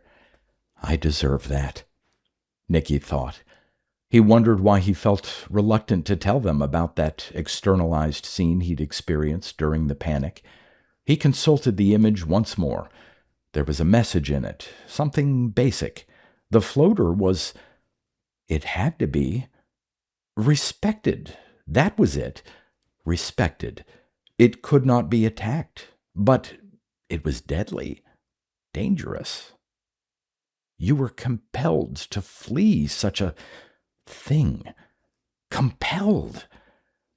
All you did with the hydrogen was to stop the attacks, Nikki said. You didn't stop the panic. They don't come close anymore, Tam said. The panic starts farther and farther. Tam! Root was openly angry. We have to tell him, she said. It's not right. He's still hiding something, Root growled. I don't care. We have to be straight with him. Tam, you agreed, but we no longer have a reason for that agreement. I hope you're satisfied. You've blunted the one instrument we could... Root threw up both hands in exasperation. Nikki stared from one to the other. Root remained mostly a closed and concealing person, but every tone, every movement from Tam carried its revealing message. Did you feel the panic? Nikki asked her. The first 2 trips when they came closer, but not these last times. Root, though... I've never felt a thing, Root said. It was the most revealing statement Root had made in Nikki's presence. The man has absolutely no emotions and no sensitivity. He mimics emotion, presents an image of the emotion he believes is responsive. Was Root even angry, or was it all a calculated performance? Why did you ask if I felt the panic? Tam asked. What's a poet supposed to do? You brought me here because I'm supposed to be more sensitive. You hoped I could see through to the reason for the panic. And did you? Root demanded. Change the floater's color, Nikki said. Eliminate the orange. Why? Because that's how they identify us as dangerous. I won't ask how you arrived at that, Root said. I don't believe I have time to examine the form of every question. His words conveyed a calculated sneer, but Nikki ignored it. That was part of Root's game. It was the way he played. First, you have to learn Root's language, Nikki thought. And once more he wondered where he'd heard the man's voice before. It was such an elusive thing. Why can't I remember? We're scheduled to fly at dawn, Tam said. She looked at Root. Do you mean you're going to change the floater's color? Of course. Nikki's right. That's why we brought him. She glanced at a chronometer on the console at her elbow. But dawn will come soon. The ground crew will work all night, Root said. Help Nikki back to his quarters. He's had a rough day. There was no feeling of concern in Root's words, only a dismissal. Nikki has served his purpose, and now he's a nuisance. Tam felt this too. The first thing she said after they entered Nikki's quarters was, Don't be offended by Tom. The only thing that matters to him is the project. He's Tom again, Nikki thought, but never to his face. He sat on the bed, leaned back, and closed his eyes. How good the bed felt. A sharp click caught his attention, and he opened his eyes to see Tam pulling a cushioned fold-out chair from its concealing panel in the wall. She sat down facing him, their knees almost touching. Dawn's not very far away, he said. She shook her head as though his words were insects distracting her. Let me see your hands. He held out his hands, and she examined the skin through the cell tape.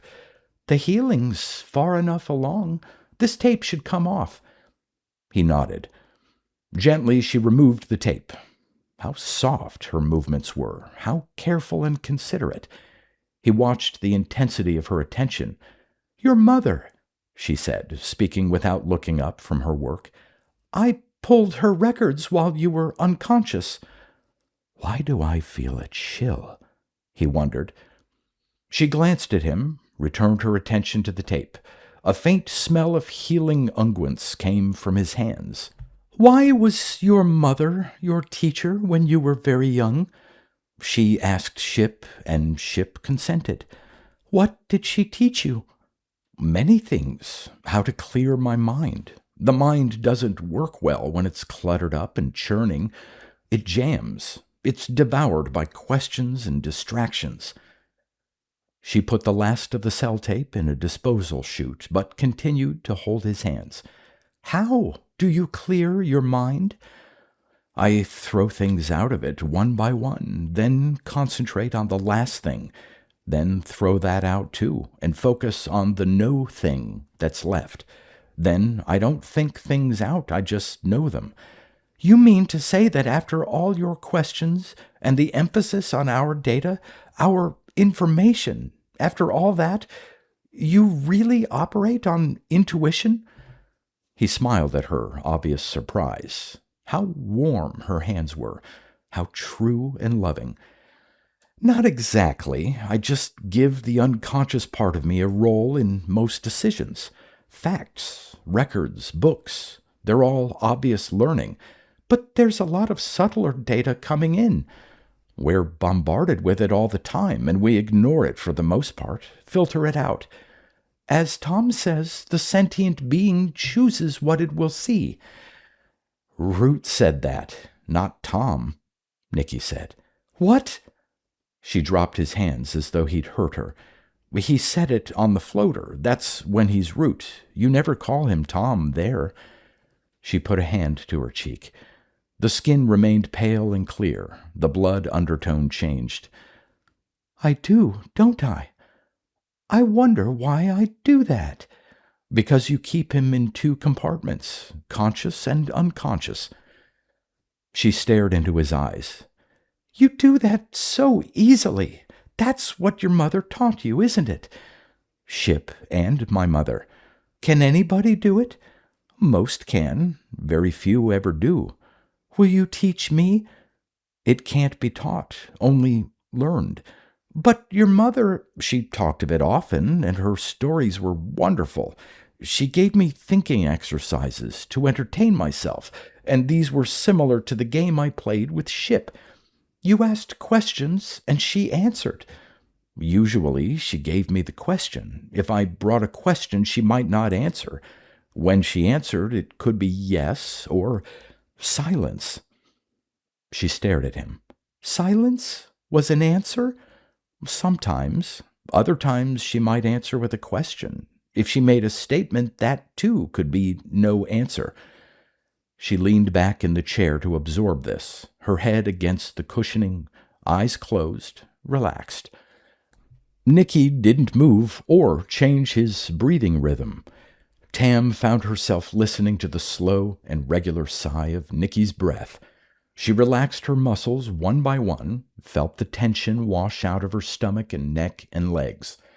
Her breathing fitted itself to Nikki's rhythm, and she felt everything go. Her body, then her memories, one by one, then her thought of self stood apart and drifted down a long corridor to a warm glow with a red wash at the end that was the color of Argo low on the horizon. "I see," she whispered, and all thought of self disappeared. "Tam. Tam?" She awoke to his voice, gentle but insistent, the light pressure of his hand on her shoulder.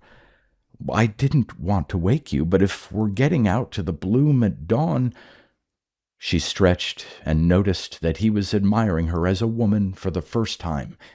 He found her beautiful. She prolonged her stretching. He saw this and grinned. "Yes, you're beautiful." Immediately she sat up straight, reached for the call box at the head of his bed, and punched in the hangar code. It rang several times before an impatient female voice answered. Yes. Is Root there? This is Tam Kapoor. We're pretty busy here.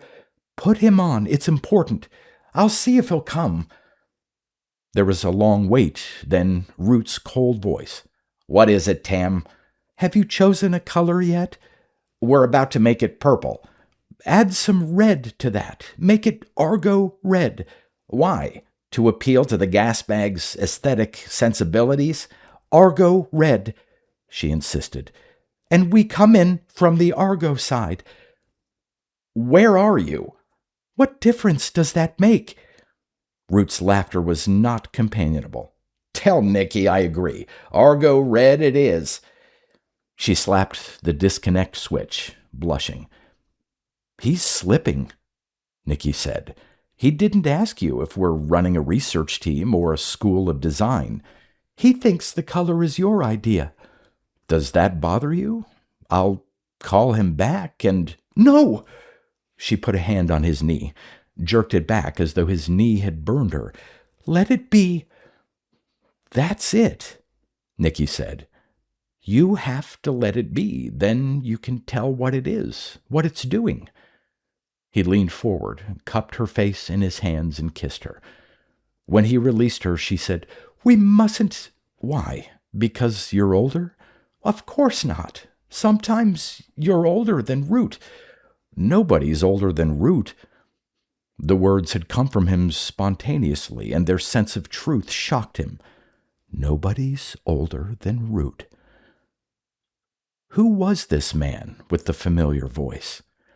It's not that there's anybody else, Tam said. I have no companion. For a time I hoped that Root... She broke off. I mean, Tom, of course, but Tom doesn't exist except in those hopes which I rejected. He nodded. How is it you make people be this truthful? She asked. Nikki shrugged. If there was an answer, she already had it. Silence as an answer, she thought.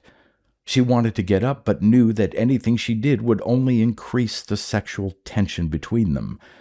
A knock on the hatch startled both of them. Nikki called out much too loudly. Open! It was a young male ground crewman, dark-haired, grinning.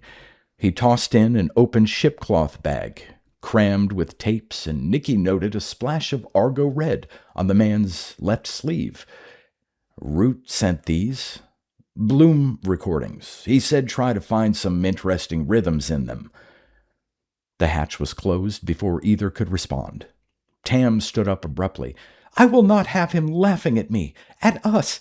How do you know that your present response isn't exactly what he wants? She sat down as though his words had released latches in her knees. This is insane. Our worrying about what Root wants? That too. No. She spoke quickly as he started to reach for her. I'm going to leave in just a moment. I'll do that in spite of the fact that I want to stay.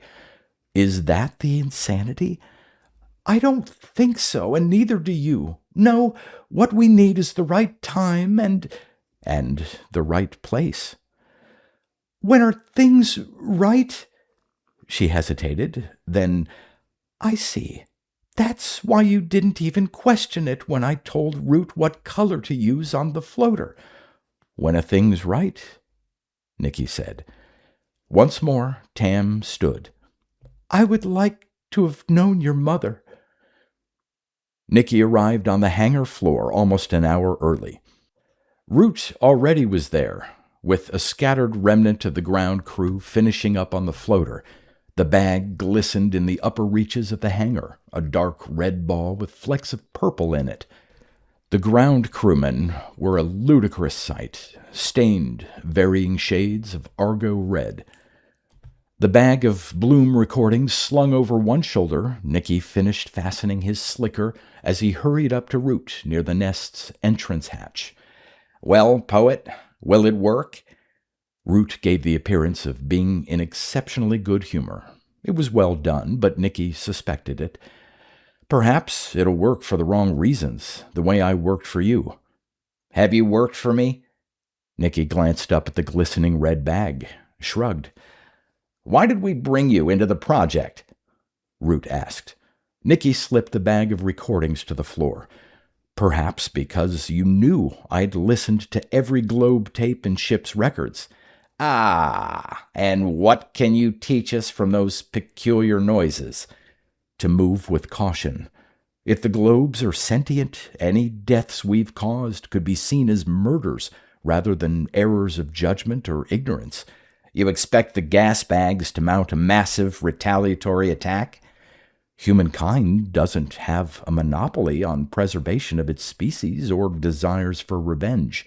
The globes already have demonstrated kamikaze behavior." "Indeed, they're highly explosive in more ways than one, and the key to them has to be in their language." Nikki produced an emotionless smile right out of Root's own repertoire. "And that, of course, is why you brought me into your project." Was that a flicker of real rage in Root's eyes? Nikki could not be sure. Before he could explore it, Tam came hurrying up. She flashed a personal, no-barriers smile to Nikki, glanced once at the Argo red of the floater bag before focusing on Root. "Sorry I'm late. I stopped at meteorology on the way. Since we're coming in from the Argo side, they think we stand a reasonable chance of getting a good float." "Do they have an optimum course?" Root asked. "I told them to plot it as late as they could." Tam tapped a pocket of her slicker. "It's a wide sweeping loop from the ocean side, but you know how chancy the winds are out there." "I'll look at it in a moment," Root said. "Nikki is telling me how he learned caution from the songs of the globes." Tam sensed the sneering tone in Root's voice, shot a warning look at Nikki. He ignored it. "We're dealing with what may be the first sentient species of plant we've ever discovered. We don't know their language, their customs, how they reproduce." "And you'll teach us all that from their songs. And you'll teach us before we have a disaster because of our massive ignorance." "If we're going to share limited territory with another intelligent species, we need a breakthrough before they learn enough about us to take deliberate, concentrated action." "Stop this!" Tam flared. "We have to work together. Nikki, do you have anything really useful out of those globe recordings?" "Some technical data, viewed from my own speciality." There was no mistaking Root's quickened interest. Tam glanced at Root. "Do we have time?" "The floater has to dry a bit longer. Do give us your technical data, Nikki." "The shortest whole song is just under 6 minutes duration, and the longest just over 30. There's a good deal of noise between songs." "Which means—" Root sounded disappointed. "It may mean nothing, but it could be chatter, talk, gossip, or prose, as opposed to the rhythmic, well-structured songs." "Structure is not necessarily language." "True. And the duration of each song is probably directly proportional to bag size, the volume of gas. They stop when they've expelled gas to a critical point." "How can you be sure they sing by expelling gas?" Tam asked. "I assume it, partly because of the way the songs often stop in mid-note, and partly because they can be observed to grow smaller as they sing." "Reasonable," Root agreed. "But what does all of this tell us?" "When a globe's in a singing mood, it moves from song to song with pauses between. Rests, in my terminology, that are the same duration as the pauses between the individual notes." "How does—" "Plenty of concept, but little punctuation," Nikki said. "I see. A high-density communications system." One of the ground crew was whistling nearby. Nikki hooked a thumb toward the whistler. "Their songs may be no more than that. Self-entertainment. A release from boredom. I hope not, because the chatter between songs is very difficult to break into patterns." "And you're defining pattern as song," Root said. "They are meticulously regular, complete sequences of tones repeated intact at various intervals, and they are not rote. They vary from individual to individual and incident to incident. Tam has detected similar structures. Yes, but each song contains the personality or particular interpretation of the singer. And then there are the color changes. A semaphore of some kind, Root said. We have people working on that in another section. Didn't Ship tell you? He sounds so derisive when he says ship, Nikki thought. I saw some studies that didn't seem to be leading us anywhere, at least not yet. The floater beside them began a slow scrape across the hangar floor, back and forth. They've topped off our bag, Root said. He held a hand toward Tam. Let me have that course plot. He took a folded paper from her and led them into the suspended nest. As he began strapping himself into the command seat, he glanced back at Nikki, then at Tam. Oh, by the way, Tam, Nikki suggests that we brought him into our project for the wrong reasons. She finished securing her web harness. Did he? She looked across at Nikki, who was already secured and running the preliminary checks on his console. Yes, that's exactly what he suggested. Root spoke as he ran through his own console preliminaries. Did you discuss that last night? No. I guess you didn't discuss much of anything. I'm told you went to your own quarters rather early. Tam looked up to find Nikki staring at her, supportive, waiting. She knew that if she made the slightest signal to him, he would shift the attack to Root. Attack! That was it. Something good happened to me last night, from Nikki's mother through Nikki to me. I touched something truly powerful. Root had sensed this, and that's what he had brought under attack. She looked across at Nikki. Their gazes met. Yes, all barriers were down between them. Why was Root attacking? Without knowing how, they did it without caring. Tam knew that she and Nikki shared this awareness of Root's behavior. They held the same question in their minds.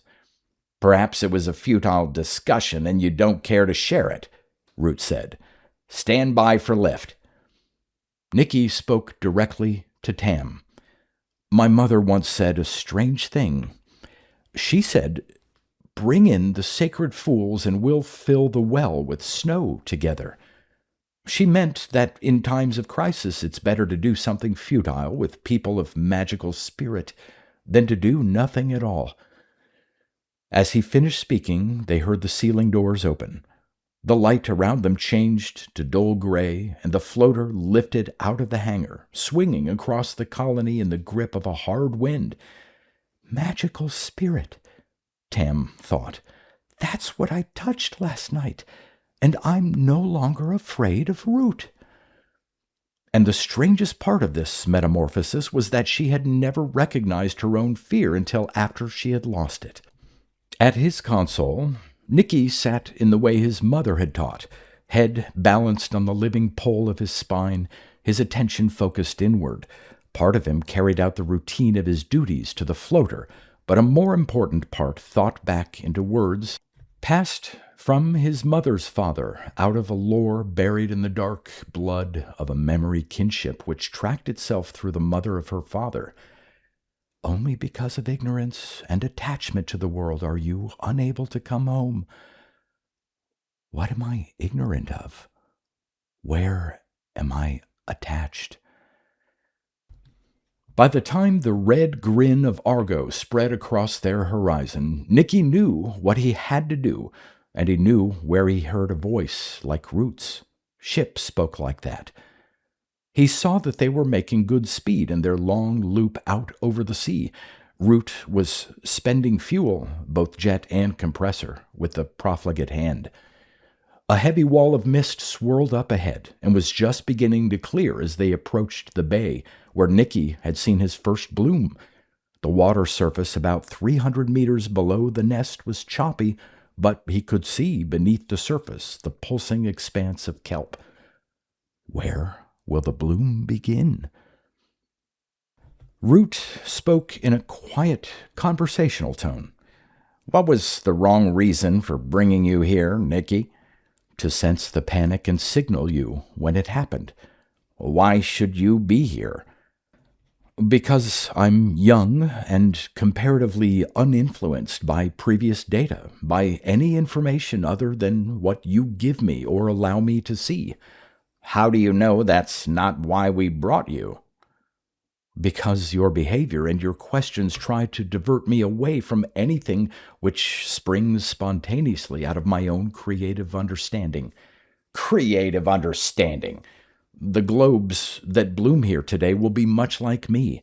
Minimal information to begin with, perhaps some skeletal data to improve their survival chances, but open receptors with little to block their gathering of new facts. Abruptly, Nikki felt that he had floated free of his seat and the restraining harness. He could see nothing clearly, but there was light all around, beautiful light. He was not afraid. The beginning of great joy sat somewhere within him, and out of some dim corner of his consciousness, he heard Root say, "Here they come!" From where she sat, Tam could not see Nikki's face unless he turned, and Nikki was her barometer. She felt a deep necessity to see him. One touch to a key, and she had linked a corner of her view screen to a receptor on Nikki's panel. She stared at the face of her screen.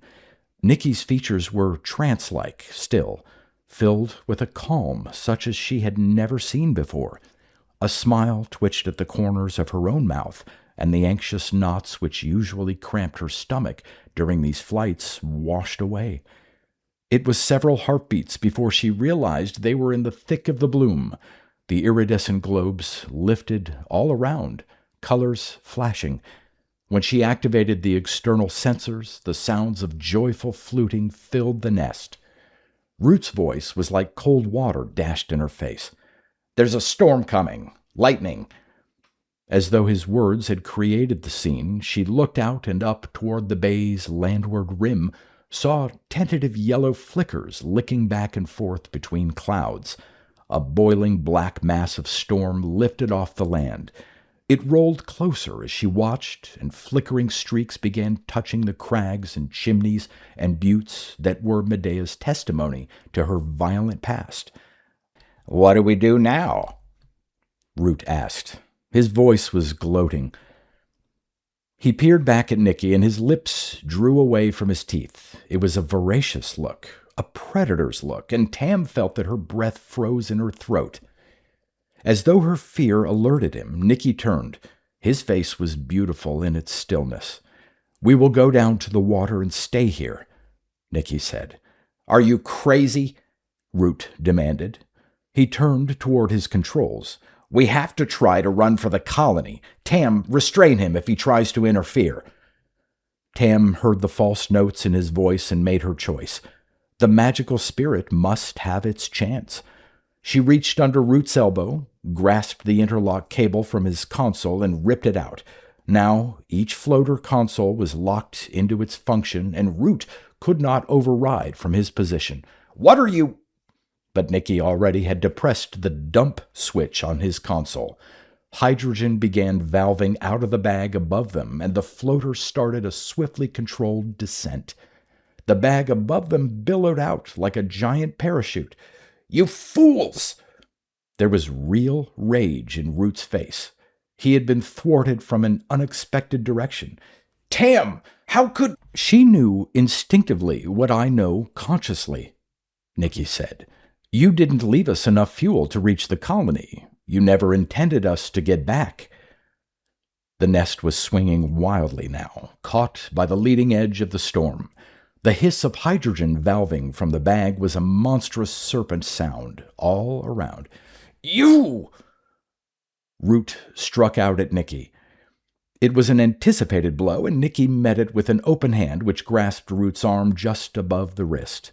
The arm felt insubstantial, as though it were something less than flesh. There was a writhing, twisting strength in it, though, and Root jerked free. He began unfastening his harness. In that instant, with less than 20 meters left beneath them to the bay's churning surface, Nikki stiffened. Tam saw his eyes go wide. He said, "Oh!" An explosive clap stunned their nest. It came simultaneously with a blast of sulphurous golden light, which engulfed the world all around them. The fall, though short, plunged the floater under the surface in a twisting dive. Tam gripped the sides of her seat, praying for the chemically activated pontoons to inflate. Dim green light suffused the nest, but there were no spurts of water. The hatches were holding.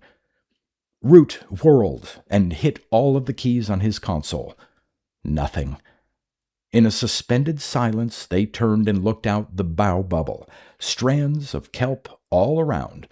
The floater's descent slowed, stopped. It slewed itself upright, and they heard the pontoons filling with air beneath them. They began a gentle ascent. Long whips of kelp caged their world, and they saw clumps of polyps on the leaves. Each clump sent out slender tendrils, and at the end of each tendril small bulbs swelled, drifted to the surface. Nikki imagined those bulbs breaking free of the mother plant and the sea, drifting away in the magnificent colors of the bloom. The entire system snicked into place within his awareness. "What do you propose to do now?" Root asked. There was a charged calm in his voice. "I'll continue learning their language," Nikki said. "I have the key to it." The nest popped to the surface, draping remnants of the exploded bag over the transparent ceiling. It rocked violently in a wind-whipped tidal rip, and through the shreds of the red bag, they glimpsed the bay's distant shore, forbidding black cliffs. The wind had them now, and it drove them toward the open sea, but a vagrant current caught the pontoons, whirled them, and swept them into a kelp-subdued pocket of calm beneath the headlands. "The nest can take it," Tam said. "We could float here forever." "Forever is a long time," Root said. "I don't think you grasped quite how long." He turned toward Nikki. "What do you intend doing with your little patch of time besides perfecting your grasp of the gas bag's language?" "Do you really have the key to it?" Tam asked. Root was scornful. "Don't be a complete fool, Tam. Of course he has it." Nikki marveled at how subdued Root appeared, how calm. But it was only appearance, a pose, a role, a reflected and insubstantial performance. How lonely the man must be within that shell of limited emotions. His rage was real, and perhaps jealousy. The vengeful awareness of his own crippled being. That was real. Everything else was sham. "How?" Tam asked, staring at Nikki. "Planarians," Nikki said. "With a difference."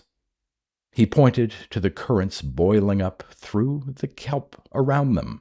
The living, thinking creature is really the kelp. The globes are its eyes, its ears, its arms and voice, its contact with the universe through which it learns. "Planarians?" Tam was confused. Root appeared lost in thought. "A small earthside flatworm," Nikki said. "I once asked Ship about a poem, Food of the Gods, and Ship included planarians in the answer. I've never heard of them. What are—" "Although primitive, they can be taught to run mazes," Root said. He was looking at Nikki with renewed interest. How long has he known? Nikki wondered. He said, "And they can learn without being taught." Tam leaned forward to the extent her harness permitted. "They can learn without—" "They can reproduce whole individuals from just a small part," Nikki said. "Cut out a middle section and your worm will grow a head and tail. The tail will regenerate a new head and middle." "But you said they learn without being taught." "Yes. Grind up one that's learned the maze and feed it to a young worm that's never run the maze. The young one learns the maze with remarkable speed. Grind up this young one and feed it to another. The new one learns the maze even faster. Go through the process again, and the new worm learns faster yet. The skins dissolve in the water, Tam said, looking out at bay. The sludge, food of the immortal kelp. Nikki said, I wonder how long it's been alive and learning. We must be a fascinating diversion. This is all very interesting, Root said, but we're still trapped here with no way to contact the colony, no means of returning. Since you intended to return alone on foot after a tragic crash and heroic odyssey through the demon lands, Nikki said, what do you suggest? I intend to wait, Root said, grinning. Ship, save us, Tam thought. He's admitted that Nikki's right. But how? How? Tam survived 2 ventures out there because you saved her both times, didn't you? Nikki asked. Root shrugged. It was a pointless question, and besides, the look on Tam's face was answer enough. Tam stared at Root. How? He's not quite human, Nikki said. I don't know what he is or where he comes from, but he can do things we can't. Ship, save us, Tam whispered. Ship, save us, Root mimicked. You fools haven't the faintest idea of what's happening on Medea, why you're here, or what you're doing. Nikki smiled, a slow, almost sleepy smile. But we're learning. We see to learn, listen to learn, touch and smell to learn, and maybe someday, Root pointed out at the heaving bay, you hope you'll drink a broth made from your teachers, and that's how you'll learn. Root released himself from the seat, stood up, and opened a hatch. A cold, ozone-washed breeze blew in the opening. It was a clean, invigorating smell with only a touch of damp decay at the edge. On the breeze came the sound of rhythmic whistles and moans. In the background there was a fluting song, compelling in its siren beauty. Nikki's head nodded to the rhythm. He released his harness and signaled Tam to do the same. As she stood and peered out through the remnants of their bag, Tam stifled a gasp. A mob of globes, purple, red, green, yellow, blue, an iridescent rainbow play of them was drifting down on the nest. At the forefront was a giant globe almost as big as the floater. It played a symphony of red and purple across its shimmering surface. A light rain of sweet-smelling dust began to sift through the open hatch. Nikki pushed Root aside and clambered out onto the platform created by the inflated pontoon. Tam followed him. Root remained at the open hatch. The storm had passed out to sea, leaving only a warm breeze and the air filled with disintegrating bits of globes which had been destroyed by lightning. Eddies of pastel dust swirled around the nest, and a cloudy mist of them obscured the bay's inner shoreline. More globes were rising from the water to replace the lost ones. Now the onrushing mob swooped on the nest and circled until their dangling tentacles brushed Nikki's upturned face. He held out his arms to them, his expression rapturous. But Tam cowered away. Root moved to join them on the pontoon, but a brushing tentacle left a livid streak across his forehead. He screamed and jerked back into the nest. Nikki gave no sign that he had heard. The chittering globes continued to rhapsodize around Nikki, singing to him. Tam pressed herself against the nest, fascinated by the rainbow dance and the fluting songs. Presently, Nikki began to sing back to the globes in a language Tam could not understand. His voice echoed in her breast until she thought she would choke with longing for the beauty of it. A heightened state of excitement filled her. The gentle rock of the nest on the water, the balmy wind, the rhythmic lick of waves against the pontoon, everything blended with the dance and song of the globes. The circling mob opened a space around Nikki then, and he leaped to the top of the nest where he began to dance while he sang. Strange paddling motions, sweeping gestures with both hands, gentle interlacings of his palms. From within the nest, Root demanded, "What's he doing up there?" "He's dancing." The globes moved closer, cradling their tentacles around Nikki while he danced. The play of colors was dazzling. Gently the movement slowed.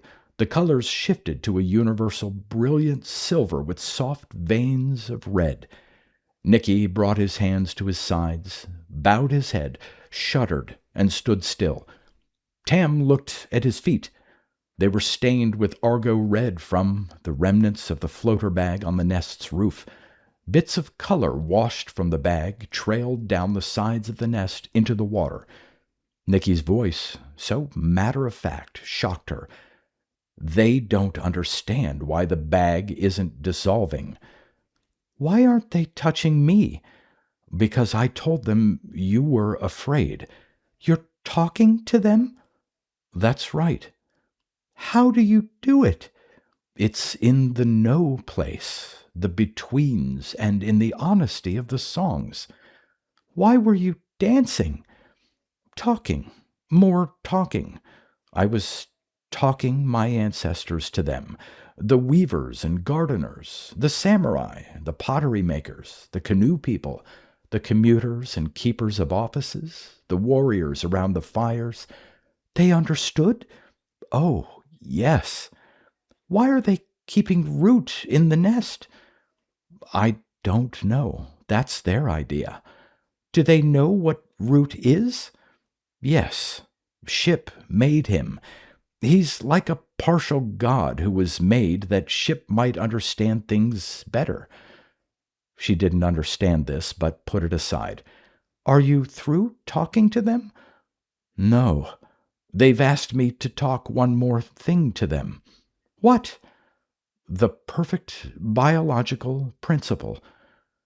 A raucous laugh erupted within the nest. "I don't understand," Tam said. "They wish to exchange their information for ours. The perfect biological principle. Replication." She didn't understand for a moment. Then, "You don't mean—" "Come up." He held a hand out to her, and a gentle golden stir wafted through the slowly circling globes. "You must help me talk to them. We will talk the making of a baby." "Not here," she thought. A globe dropped close to her, and the first tentacle brushed against her shoulder and neck. It was a caress. She leaned into it. Tam didn't remember taking off her clothes, nor seeing Nikki disrobe, but there remained a memory of the globes helping her to the top of the nest, and Nikki reclining there, long-limbed, dark and muscular, as though he lay on a grassy earthside meadow, soaking up sun after a swim or a hard day in the fields. She saw their clothes scattered around the nest's top. A shield of rainbow domes covered the sky. Slowly she moved toward him. First a hand touching hand, then, like the tentacles which brushed them both, they matched touch for touch in the nooks and crannies of their curious bodies. Chittering groans filled the air overhead. "I want you," Tam whispered. "How can I do this here and say such a thing without feeling self-conscious?" Nikki kissed her. Then, "Where have we put our selves?" He had never been with a woman. Ship urged couplings among adolescents. It helped in the selection of breeding pairs and relieved tensions, but Nikki's creative energies had been focused into the feeling words of his poetry. And Ship had helped in some strange way he had never understood, perhaps something in his food. Now, with tentacles reaching and searching across his body, with the sweetness of the air thick around them, with Tam's silky white skin warm and glowing beside him, he knew there was nothing he'd rather do and no one he'd rather have as a companion in ecstasy. Fingers and tongues joined in the tangle of legs and tentacles.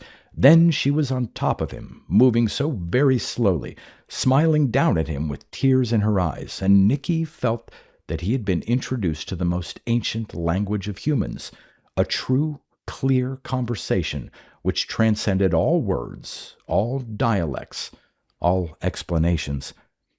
Once more, the globes were a dancing splendor of color and song above them. Tam lay quietly beside Nikki and watched his eyes. How beautiful they were! He traced soft designs on her breasts. She touched his cheek. "The globes say we have made a baby. We truly have," Nikki said. "I love you," she whispered. Then, eyes wide, "How do they know?" "They know. They say the moment of replication is also their greatest joy, and they can measure it. But we weren't selected as a breeding pair, except by our Medean hosts." He sat up. "We should get dressed. The ultraviolet, the globes won't be able to shield us much longer." Nikki slipped into his clothes. Presently she followed his example, her gaze searching all around the bay as she moved. "We're still trapped here, Nikki." He stood atop the nest. "No. The globes will take us home to the colony. 5 or 6 of the big ones." She slipped down to the pontoon and peered through the hatch into the nest. "Nikki!" "Yes." "He's gone. Root's gone. Where'd he go?" "Maybe he didn't go. Maybe he was protean and merely took another shape." "Stop that! They've taken him, haven't they?" "I don't know. I didn't see them. Did you?" She blushed. Then, "How will we explain it?" "We'll let the globes explain it after I've taught their language to others." Nikki turned, lifted his arms, and began to sing, swaying and gesturing toward the shore. Presently, 8 of the largest globes moved down in concert, and, as Nikki sang, they shifted their color to a uniform Argo red, affixed their tentacles to the nest, and lifted it gently from the water.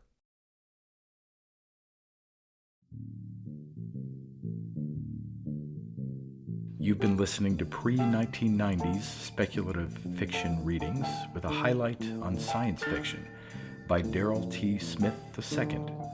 Please consider clicking the donation link in the description box. Thank you so much for your time and your imagination.